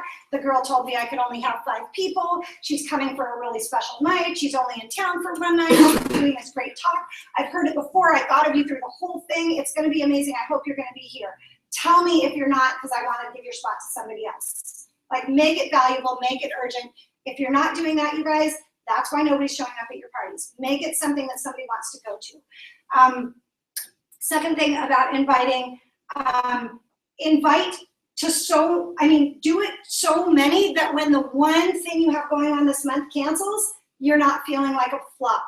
If you have 10 things going on and your one thing cancels, well, guess what? You have 9 other things going on. That's awesome. Even if 2 cancel, you still have 8 other things going on, not so bad. If you have one thing going on, you're gonna be so bummed and you're gonna call me crying on the last day of the month going, I'm having the crappiest month, I don't know what to do, it totally sucks. Don't do that, and set yourself up for success. Have enough things going on. 2 a week is a great, you can walk through here, we're okay. I'm just sorry, you're okay. 2 a week is really a great starting point, but people ask me all the time, Wendy just went region, how did Wendy go region? How did Wendy go region? A lot of events a day. She had, what did you say? 4 events a day. She had 2 and 3 events a day, not 4, but she had 2 and 3 events a day in the 2 months when she was going region. You guys, if you were at a job and they told you you had to have 3 2-hour appointments, would that be a lot? It would probably be a lot, but it would be doable, and it certainly wouldn't be out of the question to do that 5 times a week, because that's your job. So when we ask you here to do 2 events a week, that's 4 hours of work a week. In my head, it's about 4 hours of work, because my bag's all ready to go. If someone asked me to do a show right now, bag's ready, forms are ready, I'm at the door. It's no problem, right? Can I ask a question? Yeah. Did you say Wendy did 2 to 3 events a day? I did. 7 days a week? No, not 7 days a week, but she was doing them all month long for 2 months, and she has a full-time job, and she went on the cruise. Wendy, if you're watching, you are the bomb. She was doing tons of events to get that thing off of the ground, and not only that, but her entire team was doing that. So they were super busy. They were calling into Boxer. I just placed an order for $267. I just placed an order for $91. That, you guys, when you asked me what she did, when you asked me what Tony Templeman did, when you asked me what Katie did, that's what they did. You saw back when Katie and those guys have their own Facebook page right now. I don't know if you guys know that, but back when they were on our page, do you guys remember seeing every damn picture that was posted had that stupid pink envelope in it? Who remembers the pink envelope? That was Leah. She took a picture at every one of her shows with the pink envelope, like, here's the person that's hosting the next show, because she was showing us how many events they were doing to get to region. You guys, it takes a lot to get to that next big level. You can get to district on your own. You can even get to area on your own. It will be a miserable place to be if you get there on your own. But you cannot get to region without a team, and you cannot get to region without your team doing shows. And I think the formula is your team needs to be doing 80 shows in order for you to get to region. That's the formula. But I think she sponsored maybe her team 80 people last month. They had such high sponsoring. So It you was know that her ridiculous. numbers are going to continue to be strong because the sponsoring was. I have something to add to that. And wait, not only was their sponsoring strong, but their consultant sponsoring was strong. So it wasn't just PCs buying, it was people signing up for the business. Sorry, go ahead, Katie. No, I actually asked her like how they were doing it. They were following the funnel. If anyone's wondering, like how'd they get all that activity? That's what she said. Yeah, that's awesome. Oh, I'm so glad you connected with her. Fabulous. And you guys, in all of that process, they got this weird, crazy momentum that just kind of took on a life of its own. And it's just been really powerful over there to watch all of that. Okay, so your show has to be fun. Do not read the whole thing at your show. You will bore people to pieces. Take the time to go through this, make it your own, cross out a ton of stuff, only say the things that are important. I like to say one fact and one love about whatever product I'm talking about. If I'm talking about the eye cream, oh my gosh, it's this stuff thickens your skin around your eyes. It thickens and lightens, that's my fact. And I love it because it took away this one little wrinkle that I used to have right here, which used to drive me crazy. If you start talking ingredients at your show, your people will zone out, or they'll start asking you ingredient questions. Oh, really? What is hydroquinone? Oh, that's so interesting. What is kojic acid? And why don't you have it in your product? And you're going to go, but don't go into ingredients if you don't want your audience going into ingredients. People buy things because you love them. If I say this has blah, blah, blah, and do in it, and people are like, yeah, whatever. If I say, look at it, it took away this wrinkle. I used to have this wrinkle right here. Everyone's like, I'll take it. What is it? Eye cream? Okay, great. They don't give a hoot what it has in it most of the time. And granted, we do have a savvy audience around us, but I think most of the time people will take benefits. You guys, people care more about what it does, the result, than about the ingredient. And the reason I know that is because many people that we know are injecting their foreheads with poisonous botulism every day. So clearly they care more about the result than they do about what's in it. So just keep that in mind when you're freaked out about your products and whether you know enough about them. Okay? Can I ask a question? Yes. How you would approach this? I've had conversations with people about the results, and the response is, well, I'm worried about what's even in the products to get that result. Okay. Even when I'm talking about Arbonne. Yeah. So what would you say to somebody as a response to that? I think I'd go back to our pure, safe, and beneficial policy that I totally trust these products for my family because everything in them follows a really strict standard policy guide, and I can even give you information on that if you want, and you can read it for yourself. So a couple of things on that. If somebody says to you that they love their product and it's amazing, you have two ways to go. One is, oh my God, you love your product. I would never want to change that. Do you want to look at one of my other products? Because if you love your product, that's awesome. You know, just stay with whatever you're using. If that's working for you, that's fabulous. Don't ever get into an argument at a show with anybody about their product. Okay, don't have somebody say, and you're like, nah, but ours is better. It is so, Don't go doing that. They love their product. Oh my gosh, you keep your product. That will win you so much credibility at a show. Like, oh, I would never try and sell you on something else if you are that in love with your product. But gosh, you know what I would love? Would you ever be willing to just stop yours for 3 days and just use ours exclusively? Because it would be so interesting for me to hear like what you think of ours. Like if you're so sold on yours, it would just be interesting to hear what the difference is. Would you ever do that for me? Right? So that would be the direction that I would go if somebody was saying they love their product. So once you get, that's why we have a lot of shows with you when you first start, because you get to hear us answering all the hesitations. And that way they start coming out of your mouth automatically. Like you tell me anything right now, I can probably spit something logical back at you because I've done enough shows to have the answers right here on the tip of my tongue. It takes practice. You weren't great at your job when you started. So when people come to your show, first of all, it has to be fun. You guys, I have this, these are my goodie bags. These are my game bags. And these are my business, what do you call them? Curiosity pack, thank you. And this is what I give to the hostess, something like this or something to that effect. I give something nice to the hostess, a big thing. I do it in front of everybody. Here you go, thank you so much for doing this for me. Gosh, I don't even know what I do without people like you. I mean, I love what I do, but I can't do it without people, right? So thank you so much. And I hope you guys are gonna have fun here. And so I do something like that. But let's start at the beginning of the show. First of all, it has to sound like it's gonna be a fun place to go. When people start to arrive, you want to be directing them. So, oh, come on in. put your jacket over here, put your shoes over there, head to the kitchen, I'll meet you there. You just gave them 3 instructions and they're like, she wants me to do this and do this, off I go, and in the kitchen. When we get to the kitchen, come over and do a salt scrub with me. I want to hear all about your day. Come over, you can do that, or you can say, come over and have a shake. I'll show you what I'm making. It's so much fun. Don't talk about product. No need to talk about product, but you just directed them and they're like, oh, she wants me to go over here. And then you're going to say, fill out a card and go to the living room. Oh, she wants me to go over there. Try this on. Oh, she wants me to try it on. And then at the end, when you say, okay, now fill out your order form, they're going to go, oh, she wants me to fill out my order form. You want them to have said yes to your directions enough times that at the end, they're like, oh, yes, here I go. So that's one of the psychological things that we do is just sort of get the yeses from them all the way down the line, right?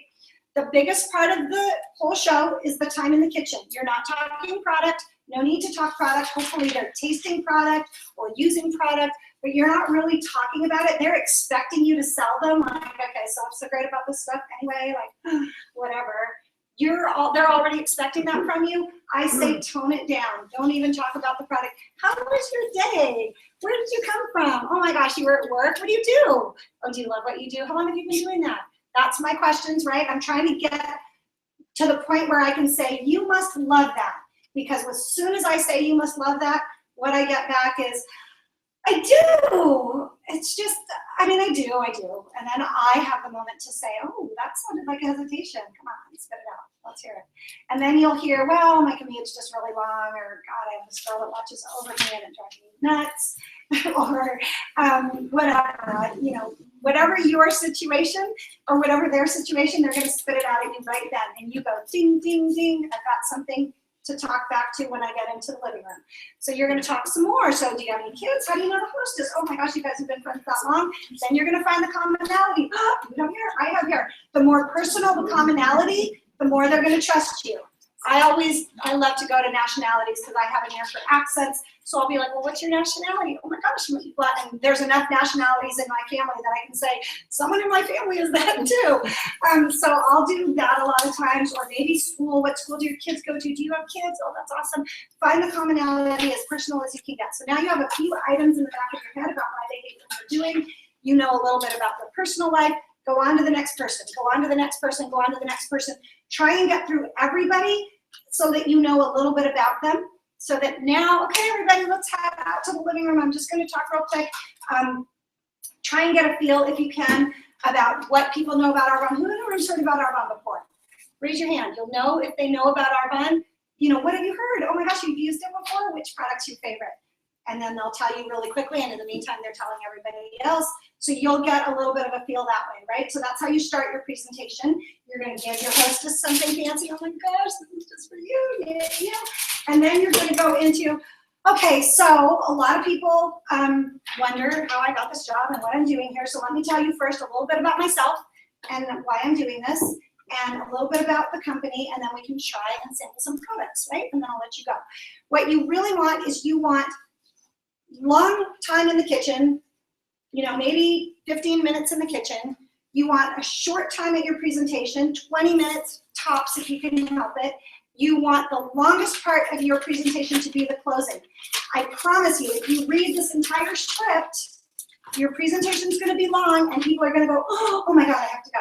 And they leave before you get to close them. And the closing is the most important part, besides talking to them in the kitchen. So make sure that you leave enough time at the end for that. Can I get a time check? What time are we looking at? It's 3:40. 3:50. Yikes, okay. Okay, so then you tell your why. Your why better have business sprinkled in.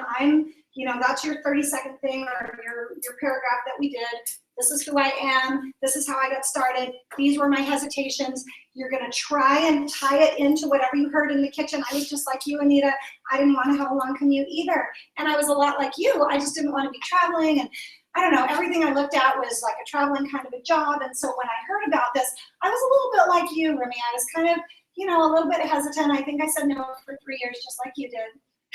And then I didn't say no for 3 years, but I felt a lot like you, like, gosh, is she crazy? What's she doing? And so I had all these things running through my head. So you're going to try and use the information that you heard in the kitchen while you're talking to them, because you're drawing them into the conversation and you're letting them hear their own words come back at them. So this is why I did this, because I was just like you, I was just like you, and I was just like you. So you guys are all like me, so you should be doing that.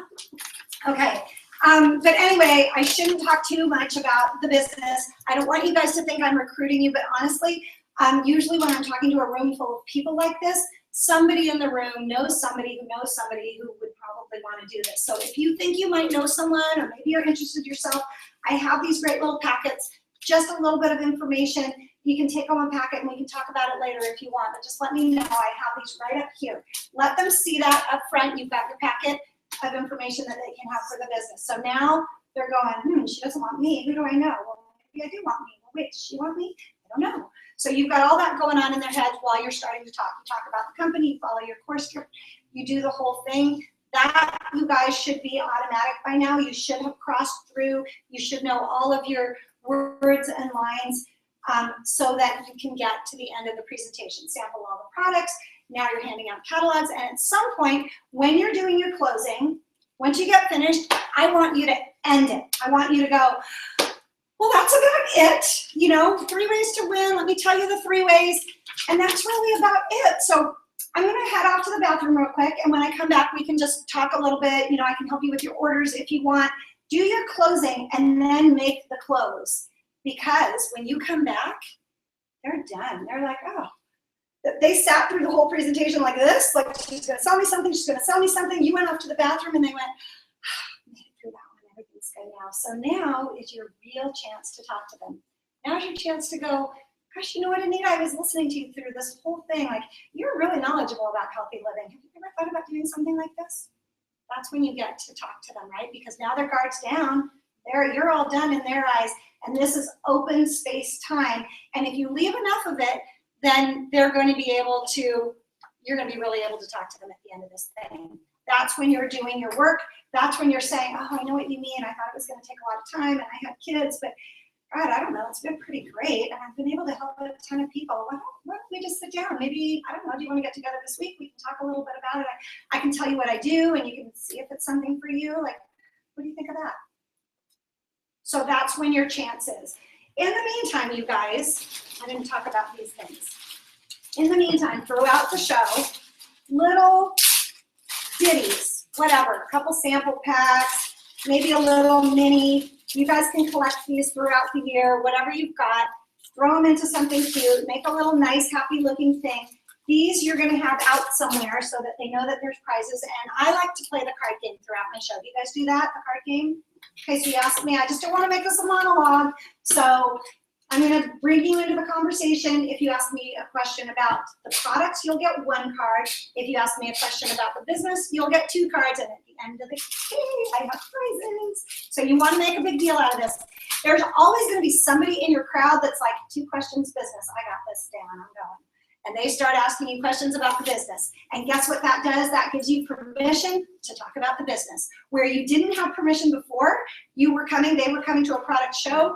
They wanted to come and hear about products. But this girl, because she's so damn competitive and she wants my stupid little sample packs, she's going to start asking business questions. And I've got leeway to go into that if I want to. So that's a really important game to me.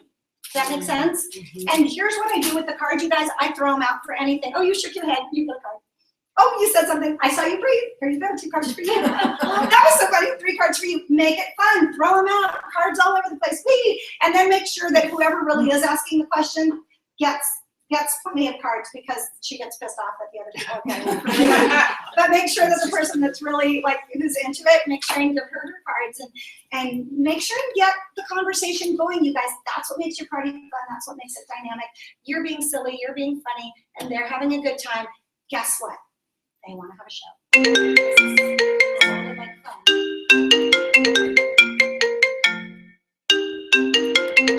Ben, that's your son.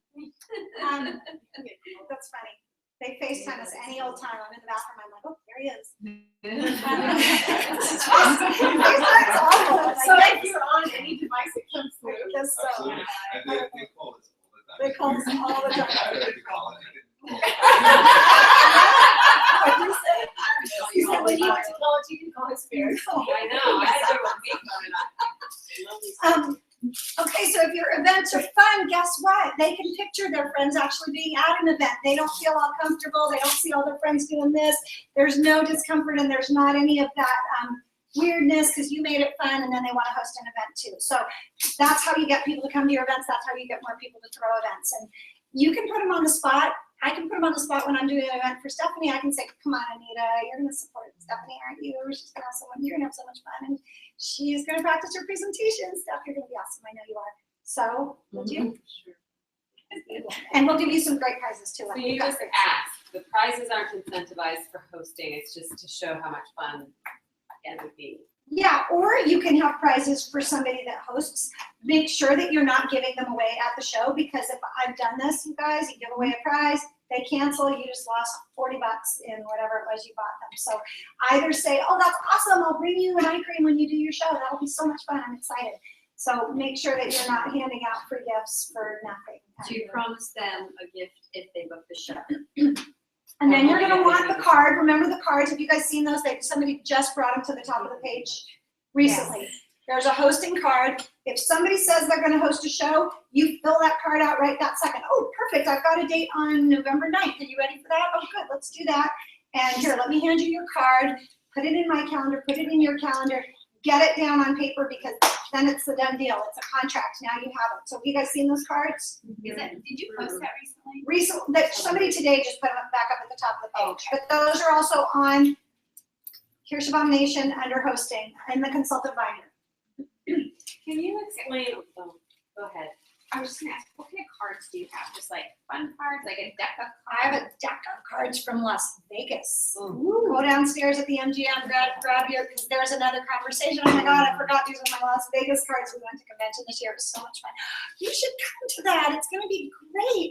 You don't, I mean, you just have to be an Arbonne consultant, but we have such a good time. Did you see it on Facebook last year? You should come. There it is. Excitement, fun, urgency. Oh, you're going to want to be, you know what? It's actually going to sell out. Do you want to come? Because I should send you out right away. Okay, so there it is, another conversation that you can have because you've got your Vegas cards in your thing. Another thing that I give out, you guys, are at the end of my shows, I give a goodie bag. And my goodie bags usually look like this. This is a tea bag, a chew, a cellular renewal mask, and my business card. My business card has a picture of me on it because people tend to throw away your card less if they remember who you are. If your picture's on it, they're more likely to remember you. So I put my picture on my card for that reason. I also have a sticker, so they've got 2 forms of all of my information. If they liked something, at least they know how to reach me because they've got the card, and hopefully they're gonna keep it because they remember my face. The tea bag, the chew, and the cellular renewal mask are only for the purpose of me calling them tomorrow. I can call them tomorrow because I can say, oh my gosh, I put that cellular renewal mask, and I think I forgot to tell you that it's only 5 minutes at night. I hope you didn't put it on this morning and get all bed. I'm so sorry, I forgot to tell you. It's like the best mask in the world, but if you put it on, you might get a little bit red and then you'd hate me all day. Did you use that already? Okay, well, good. Let me just tell you how to use it. And while I have you on the phone, you know, I was watching you last night and you were really asking some interesting questions. Have you ever thought about doing something like this? There it is again. I'm giving myself more chances, more opportunities to talk to them. If I already talked about the cellular renewal mask, I talk about the chew. Oh my gosh, I just remembered I put a chew in there last night. I hope you didn't think that was for your kids. That thing has a little bit of caffeine in it, and I swear if they were up all night, I feel so bad. Did you already eat that chew? You've got another reason to talk to them. Well, while I have you on the phone, was there anything that you missed? I know that you wanted maybe that RE9 set, but you didn't get it. Like, was there a reason you didn't get it?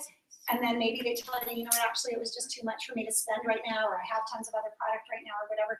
Then there's your chance to say, well, you know what, if you host a show, I might be able to get you some of that stuff at a discount at least, or maybe even free. Would you ever want to do that? There's your opening again. So these are actually really important. So I make these up, keep them in a bag. They stay pretty fresh if you keep them in a Ziploc. So that's my theory with that. What else? Where'd you get all those little baggies? Clearbags.com.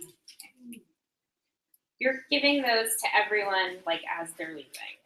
I'm giving these as they're leaving. And so you're not doing the enveloping. You're doing. Okay, sorry all other nations, because I know a lot of nations do the envelope game. If I do a game at all, I do the dice game, because the dice game is actually a game. you roll the dice, you get something, a number or something, and you've played a game and you've taken your luck on the dice. So that feels like a game to me. Handing out envelopes and deciding whether you want to keep it or not doesn't feel like a game to me, and I always think it's a little uncomfortable. Sorry, I know all D-Dom Nation swears by the envelope game. If you guys don't know the dice game, it's on Kirschbaum Nation. It's a great game. You can also, if you go on Etsy and put in Arbonne Dice Game, I think there's a gal that sells a dice game package In Canada. in Canada. So you can So- get that. Maybe I missed this, but then how are you getting the bookings for the next? I'm asking each person when I'm going and talking to them and checking them out. I'm actually doing the funnel on them.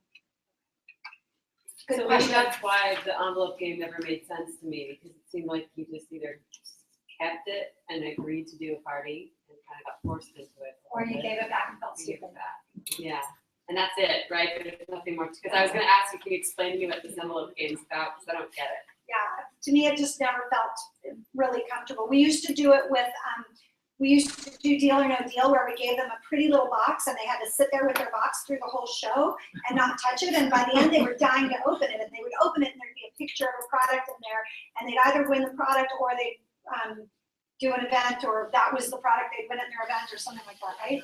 So to me, the dice game makes sense because you're rolling and you're like, oh, 2, I got the number 2 envelope. What's the number 2? And then you open up the envelope. It's like, oh, you got this. So to me, that makes more sense. Like that one feels a little bit. So if they decide not to play, do you tell them that you could end up hosting, or it's all prizes of the dice game? No, it's hosting too. It's hosting. So you it's tell them exactly up front, like yeah.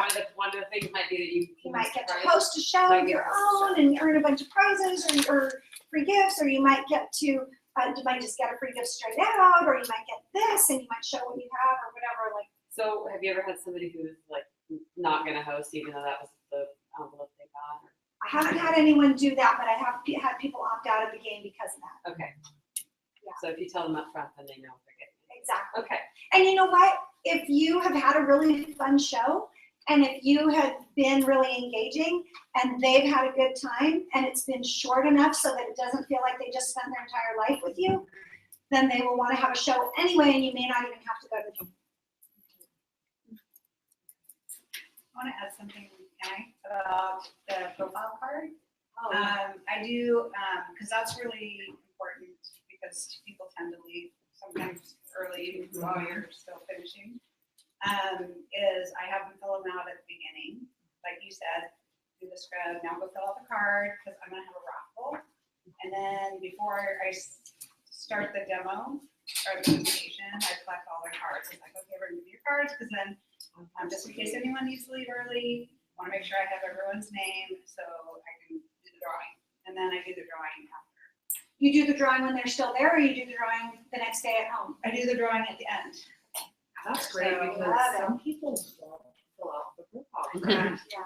They don't want you to call them. Yeah. That's really good. So how many of these are you doing? Are you doing the cards and the dice and the profile, and can we? I think I would probably pick either dice or envelope or profile at the end. I think I would. Katie, are you just doing that? Actually, wanna that, always do Katie's is profile. not, Katie's is not a hosting game though, so Yeah, maybe you it's do just a do, raffle. Yeah, you can. yeah. It depends on how good you are at getting shows from shows. If you're bad at getting shows from shows, then you better figure out a game that's gonna get you some shows from shows.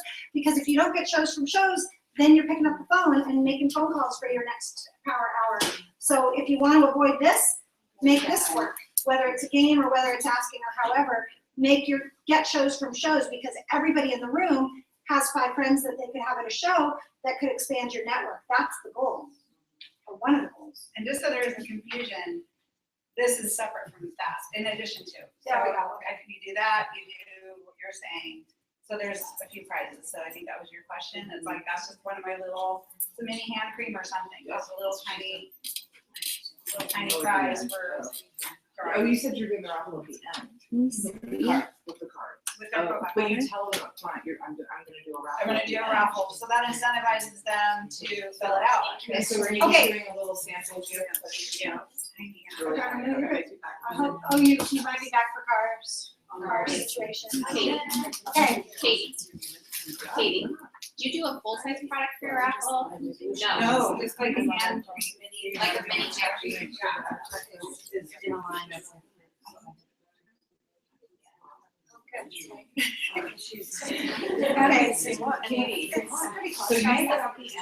So you guys, if you have a different nation, if you are under another national vice president or even another region, some of the stuff I've said might not be the same as yours. So just go back and check with them before changing anything that you do, because your national vice president also has a method to her madness. And so I'm sure there's a reason that she wants you to do whatever you're doing. So just double check, but I think we all do basically the same things. I do. Do you do, because it was in Cruise Nation on the website, the left-right game? I don't. That's an optional game, and I don't do it because I got made fun of once for it. I did, like, they thought that was, you know what, nobody listens to it. They're only listening to the left-right words, and then they get the prize, but it doesn't really have the effect I think that it's supposed to. It's supposed to be able to make you talk about the business and engage people, but I think my card game does better than that. I think that one does more. And that one also takes a bit of time away from my ability to do my presentation quickly, and I want my presentation to go quick. Micheline, there's so many ideas out there of what you can do at a show. And I think, Micheline, you're giving us permission to go find what works for us, right? So Absolutely. you can go crazy, try each one and see what works best, and then implement that. Just get really good at one thing and stick to it. Because I think that a lot of times when you flop around and say, I'm gonna do envelope now, and now I do the card games, that really works well for Micheline. But what works for you? Just stay You know, simple, stay you guys. The simple. more complicated you make this, I think if we can just be real, here's the thing about talking to people or at a show anytime, is this is a fishy business, right? People feel like they're getting sold. It's already a fishy feeling business. So you have to be extra genuine. You have to be extra real and extra genuine when you're talking to people. And if you're not, then you're gonna lose out. So if you're reading a script too much, or if you're not speaking the truth from your heart, or if you're trying to do somebody else's show or somebody else's style, it's not gonna work for you. It's gotta be all yours. So just practice and get used to it, and you'll be great at it in no time. Okay, go ahead. When do you do the dice? Before your presentation, after your presentation? After your presentation at the end. Okay. Okay, so. Before you go to the bathroom? It's before you go to the bathroom. Once you come back from the bathroom, their feeling is that everything's done. I'm back on my glass of wine and I'm all good. Sorry to ask this question, but do you go to after you come back from the bathroom, do you go person by person and talk with them, or there's talk about closed tables and there's all kinds of, you know what I mean? And again, what works for you? What works for you? Do you For me, interact- I don't go to the closed table. I look around and I see who's actually looking at a catalog or an order sheet, and I sit down with them and say, how can I help you? Come on, tell me what's going on. And they'll say, they'll tell me whatever, and I'll just work with them from there. So can you give us an idea, like, you said like a show takes 2 hours, and you said that the presentation part is about 20 minutes. Can you just give us like a breakdown then? So maybe is it like 15 to 20 minutes in the kitchen, 20 minutes for the presentation, and then how much time do you allow for close? It's on that card. If you guys have seen that card, I think it's like a quickie version, and it's always gonna go longer in the kitchen, and it's always gonna go longer at your presentation. So all I'm saying is make it as short as possible. You don't have to say every single thing. Just make sure you're keeping it fun, keeping it moving. If people start yawning or folding their arms or, eyes go wandering, just make sure that you are getting through it as quickly as possible. If they seem interested and keep asking questions, then keep going, but try and push it forward. So look at the card for what I think I put down as the exact times. So I guess I should do what you said. So my question is, for the close, sometimes I've been in situations where like the close is like an hour or 2 hours. Oh, you're an Indian party. You know what I'm saying? Like where they're all trying on makeup. Indians don't buy from us. So in your mind, is it like, you spend 30 minutes or an hour getting everyone's order, and then it should be, wrap it up, it's done. Get everyone's order. Yeah, okay. And then you're welcome to go. Start packing up. If I feel like it's going too long, I'll start putting away my stuff while I'm talking to them. Because I want to get out of there at some point. And you do your orders when you get home. always. And then I had a question, a logistics question with the new system and everything. Signing up a new PC, it used to be first initial, last initial. Now we have to come up with our own password for them. Could you go over that? Make up your own password. I do Arbonne01 exclamation point, and I do it for everybody. So everybody that I sign up has the exact same password, so I never have to think of what password I gave them. So we have to think of our own password. Just think of one, Arbonne08 or whatever. whatever, 01 exclamation point, I don't care. Think up the same password if that helps you. But just make everybody the same thing so that you don't have to go wandering, because if you forget it and you're trying to order for them and then you have to click on forgot password and then the email goes to them and then you have to call them like that, don't do that. So it's their name or their email and then it's. Yes, yes. Their name. Okay, so wait, quickly, one other thing I wanted to say. Show parties. Oh, darn. I have another question. Good. So I've been just setting up the accounts and ordering for people, even at a second order. Like, at what point do you need to kind of give that over to people who don't want to become involved? I know, and I'm fine to do it. I just am wondering if it's better to let them go on their own. I felt like I wanted to kind of do it a lot so I could kind of get used to the system, so it was good for me to see it, and also so I didn't miss any deals for them, because I did one and I missed a deal, and Needham was like, oh, I should have, like, we just didn't think about it, and I didn't know to scroll down. Yeah. So what's the advice, and how can you? I usually walk them through it on the second one if they want to. So on the next order, I'll say, oh, are you ready to order? That's awesome. Do you want me to do it for you, or should we sit down in front of the computer and I can show you how to do it on your own so you can order on your own next time from now on? But some people won't want, some people will want you to do every single order. And that's fine. But what I have noticed is if they do venture out and go on the website and order, they will order more. They will. Yeah. That's what I wanted If to they, know. because if they know how, because what happens when they give you the order, they give you the 5 things that they want to reorder and that's it. Where if they're on the website, then they, wander off. And that's why I get on there with them, because I always say, oh my gosh, you're really close to getting another 125 for 25. You want me to show you how to do that? And I'll walk them through that part and stuff like that. So you have control. Oh, you're getting the protein? Did you know that the fiber goes really well with the protein? It actually helps with all the sugars through the body. So you might want to get that too. That's something I don't think I'd ever use protein without the fiber. Do you want me to pop one of those in there for you too? And so I walk them through that way. Hi, girls. I've noticed also that tax in different states, well, obviously different states, but between New York and California, it was like $1.16 on an order versus $23 there. I mean, it was a huge difference. So a lot of times that's You're because quoting. you're quoting, but that's because in certain places, they do tax on supplements, and some places they consider it food and they don't tax on supplements, so there's a discrepancy on what gets taxed. Yeah, so just be careful with that, because I was quoting off of just, oh, someone just ordered this, and it was only X, and then I went to do it, I'm like, oh my God, it's $23 minus. Yeah. It was one of those things where it was 59, but it would have been 89, and it sounded like so much more, and I had to kind of explain. It was, nobody cares, but just something that happened. What's that? Oh, you didn't have a hand up. Sorry. Do you, as much as I try to understand it, maybe I just need to see somebody use it. Do you use the closing page that has the get the best deal through 75, you only pay 188, or even better, order 750 and pay whatever, or build your own? Do you use that closing sheet, and how would you use it? I don't, but if you do use it, here's the answer to that question. The build your own is just a 125 for 25. So so I think it's not a build your own. The first thing is 35% off. Then you put it under the nearest consultant, whoever the least common denominator consultant is. Always listen to me. You put it under that consultant and you give the 35% off if that's your first deal. The second deal is usually the build your own, which means they have to get to 250 to get the 125 for 25.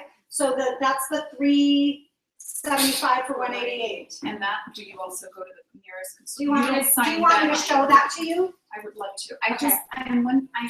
I doubt at that point, do I make the hostess the consultant? And then that way she gets a check in the next, but in doing that, she's paying $7.99 to sign up.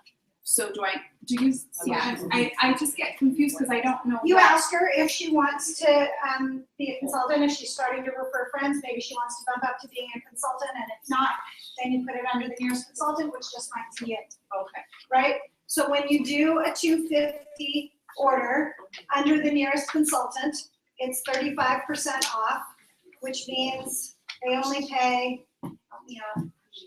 I need a calculator for that. 7. She did 35%. 40% would be. Okay, let's do it this way. For the top one, it's 500 minus the 35% means that you're paying 325, and then you're getting 2 of the 125 for 25s, which means you're getting 250 for 50, which means that they're paying 325 and 50, so they're paying 375 to get 500 plus, sorry, that's, 750. Yeah, so they're getting 750 in product for. they're getting 750 in product. God, I really messed that up. 750 in product, and they're paying 325 plus 50, right? Does that work? Okay. That's the same for this one. Whatever that is. Okay. It ends up at 188. Because if it ends up 25 plus, it must be, what's the other one? Yeah, 163. Yeah, okay, so that's what it is. Okay, so my question is, let's say they're not preferred clients, so I think this is where I struggle with it. Am I thinking, okay, you're just really going to order ones, so it's not worth making you a PC, so I'll order under me? No, these ones are usually on a special. So what you're talking about is the coupon, is that what you're talking about, or are you talking about Host Rewards? Well, I don't use Host Rewards anymore. Okay, so if you're not using Host Rewards and you're using this system, then you're just considering them a PC for right now. They still sign up as a PC, I believe. No, they don't. No, your discount. Then you're giving them You're your giving them discount. your You're right. Unless they want to, yeah, you're giving, is this the hostess, right? This is Yeah. what you're offering to your hostess, yeah, you're ordering it all under you. Okay. Unless they're signing up for the healthy living, or they want to buy their own. Well, that's where it becomes really hard, because Yeah. then they're already getting this discount, right? They're signing up to pay the $79 to become a consultant themselves, then they get this discount no matter what. So then, if that's the case, means you'd rather have them be a consultant, so then you can say, you know what, my gift to you for hosting, I'm so grateful for you, give them another gift. Do you know what I mean? Yeah. You can either give them this if they don't want to sign up, so then they're getting a great deal. Otherwise, if they want to sign up, then I would gift them something. Like if they wanted a protein, oh my gosh, I would give it, you know what I mean? Like you just ordered all of this, I'll give you another protein, or I'll give you an eye cream, or I'll give you, you know what I mean? And I would be generous in that, just because, you know, this is a really good discount to get if it is just going to be a hostess. Does that make sense? Yeah. That's what I would do. I struggle with that myself, because I'm like, well, I want somebody to sign up, but this is what they would get if they signed up. Or if they wanted to sign up as a PC, but still get the hostess rewards if you can't really give them that. So that's kind of, if someone wants to sign up as a PC or a consultant, I'm always like, well, I'll gift you these extra gifts to make up for what you've done for me. Or like throw in the shipping, free shipping, or whatever. Yeah, absolutely. Yeah. Or pay the This is $20 a advanced Starbucks, too. fee or something. What? It's advanced Starbucks. Oh, It's okay. sorry. It's got new uses. We'll talk about it later. Sorry if I just. No, that's okay. There was one other thing I wanted to say about the show, and now I can't remember. What else, you guys? What other questions do we have? I have a question about this. It's a purchase with purchase, the R9 advanced travel set. So I've tried to order it myself, and a PC tried to order it. It shows up when you scroll down, but there isn't a box to add to cart. You haven't qualified for it. I think you have to spend $350 to No, get it. it's, well, in the book, and this was a new catalog, it Yeah. was 300, and And it doesn't show up. it's well over 300. It's not showing up. I mean, it shows up, but there is, you It's have a blacked out. box. I bet that's a computer glitch. You may have to call that out. It depends on what you order too, because we were trying that really hard. It has to just be straight up product, no discounted anything. Oh, Pure so the product. ASVP. Oh, there we go. The ASVP. So the thing about the ASVPs, you guys, is they've already incorporated the 125 for 25, so you don't get any other things on top of that. When you buy the ASVP or the Success Packs, they've already figured out the 125 for 25 for you. Okay. I'm sorry, do you need a pill? No, it's okay, I'm just gonna leave pretty soon. You're just gonna cry. No, it's gonna be fast. Oh. It's okay, I can be short periods, but as long as long You know, as they. maybe The hair, you can see on the the other dance. side, because the canyon's right there. Yeah, oh, There. that's If you're allergic, I it's know. off my husband. It's always a thing. You guys too. I was like, What else, you guys? Do you have any other questions? Yeah. No, me too. I'm gonna remember that darn. Yeah. Someone just said hostess rewards, this is my dish. I know, You can get I was hoping it wouldn't come up. everyone does it a little bit. So here's the thing with host rewards, you guys, and I'm gonna explain to you the two completely different sides of host rewards. You ready? Because this is advanced Arbonne in my opinion. Host rewards on the website. The reason we stopped using host rewards was number one, the website was a mess and the host rewards was a mess and it was messier than any place else. So we stopped using it. Number two was that we were losing a lot of QV on host rewards. So host rewards, when you bought, they give the $50 product to your hostess, right? So that's free for them. If you're doing 4 shows a month, that's 50 plus 50 plus 50 plus 50 that Arbonne gave to your client that you didn't get any QV on, right? So $200 that you just lost in QV if you're doing 4 shows. If you're doing 8 shows, now we're talking $400. If you have a consultant under you that's also doing 8 shows, now we're talking a lot of money, right? So now we're talking $800. That's a big deal. Now, you know, maybe you have 4 people under you, and all of a sudden we're losing a lot of QV on that $50 product alone. In addition to that, once the show has gone and you reward your hostess with a ton of product, which our host rewards is overly generous, so you're rewarding her with so much product that she never has to buy that you're not getting QV on. So we found out that we were losing a lot of QV, bye, see you later, Betty, that we could get back. So the reason we want to use host rewards is because it's on the website, it's duplicatable, it's super easy when it works. It's easy to teach people, it makes sense to people, so it's a fabulous thing if they can get it to work in a way that makes sense to us. Right now, it's not like that. So on the other side, if you use this system that we were talking about, where your clients all buy, and when they, and then this is how you reward your hostess. You allow her to buy under your consultant ID using your 125s for 25s, and you reward her this way, then you're getting QV on all of the up top products. So you're probably getting either 500 or 250 in QV when you're rewarding your hostess. And so all of a sudden, now your party is different. If you used host rewards and there weren't 3 people there, you can't reward your hostess at all with that direction, right? Because you have to have 3 orders of 150 or more. If you use this, you can still reward her with 50% off on anything she wants. So that's one reason. If nobody shows up at the party, you can't reward your hostess. She just put out all the stuff. She had all that time blocked up. You can't reward her. You can still reward her with this. So I use a hybrid, which is very confusing and impossible to duplicate, but here's what I do. If I usually give the $50 product on my own, because I don't want to lose that volume right there. So I usually give something that I have as the gift. Here it is, here's your gift, and I give that on my own. On the host rewards, if I have 3 people there, I kind of think about it, whether or not I want to reward her with the 125s or not. Usually I do this. I will offer this. If she says no to this, because she's not willing to spend the $375 or the $188, then I might go over to host rewards. If I have somebody that's starting up that's brand spanking new and has no money to their name, I will probably say do a bunch of shows and we'll get you the host rewards so that you can get all the 125s for 25s. I try to go this direction, but if this doesn't work, then I go the other direction.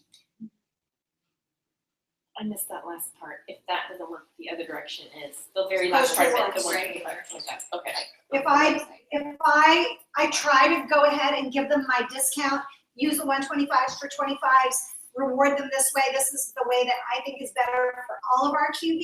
If I can't do this, then I will offer them the other if they have 3 if they have 3 orders at their show. And so if you're going this way and you're not already a PC, then you're not making them a PC, correct? Depends at the time.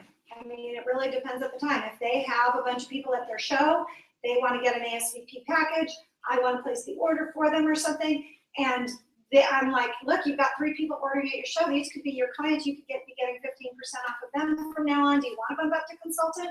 No, but if they're nothing, if they're not a client or anything. You're not bumping them up to PC doing this because the order has to go out to Right, so, consultant. so they end up doing a show for you, but they don't end up being an actual Right, client. right. So then, Next time. next time. What do I like next time? Would you not do what I said? What was that? Have them, because I've done it in the past where, like, my good friend wanted to sign up, she wanted to put in this big order, and so she wanted to sign up as a PC because she wanted to hit that 20%. She didn't want to be a consultant, so she signed up, and what I did was I just like gifted her the extra gifts. Yeah. Because I said, well, Oh. if you want to get that 20% for the year, I would be more than happy. She wanted like the lip trio last Christmas, and she Yeah. wanted, and I was like, I'll get you that, I'll get you, you know what I mean? And I Yeah, just, at that point. I you gave can her the put it- $50 product at the beginning, but then at the end, when she said, well, I want to sign up, I said, okay, well, I would love to gift you this. So And that was that's kind of her, that's that was kind of a her. hybrid of all. Yeah. Because I wanted Because her to then be a you're, PC. well, then you're getting another PC. Right. So- Well, and don't overcomplicate because it's going to be different each time. So Yeah. just figure it out when you get there on those ones, I think. So you're not telling your hostess upfront what you're going to give her, other than. I think we're done here. Was there anybody on this? Oh, somebody's there. Hi. I think we're all done and we're just sort of talking amongst ourselves. So I'm going to close out this broadcast and thank you so much for joining us.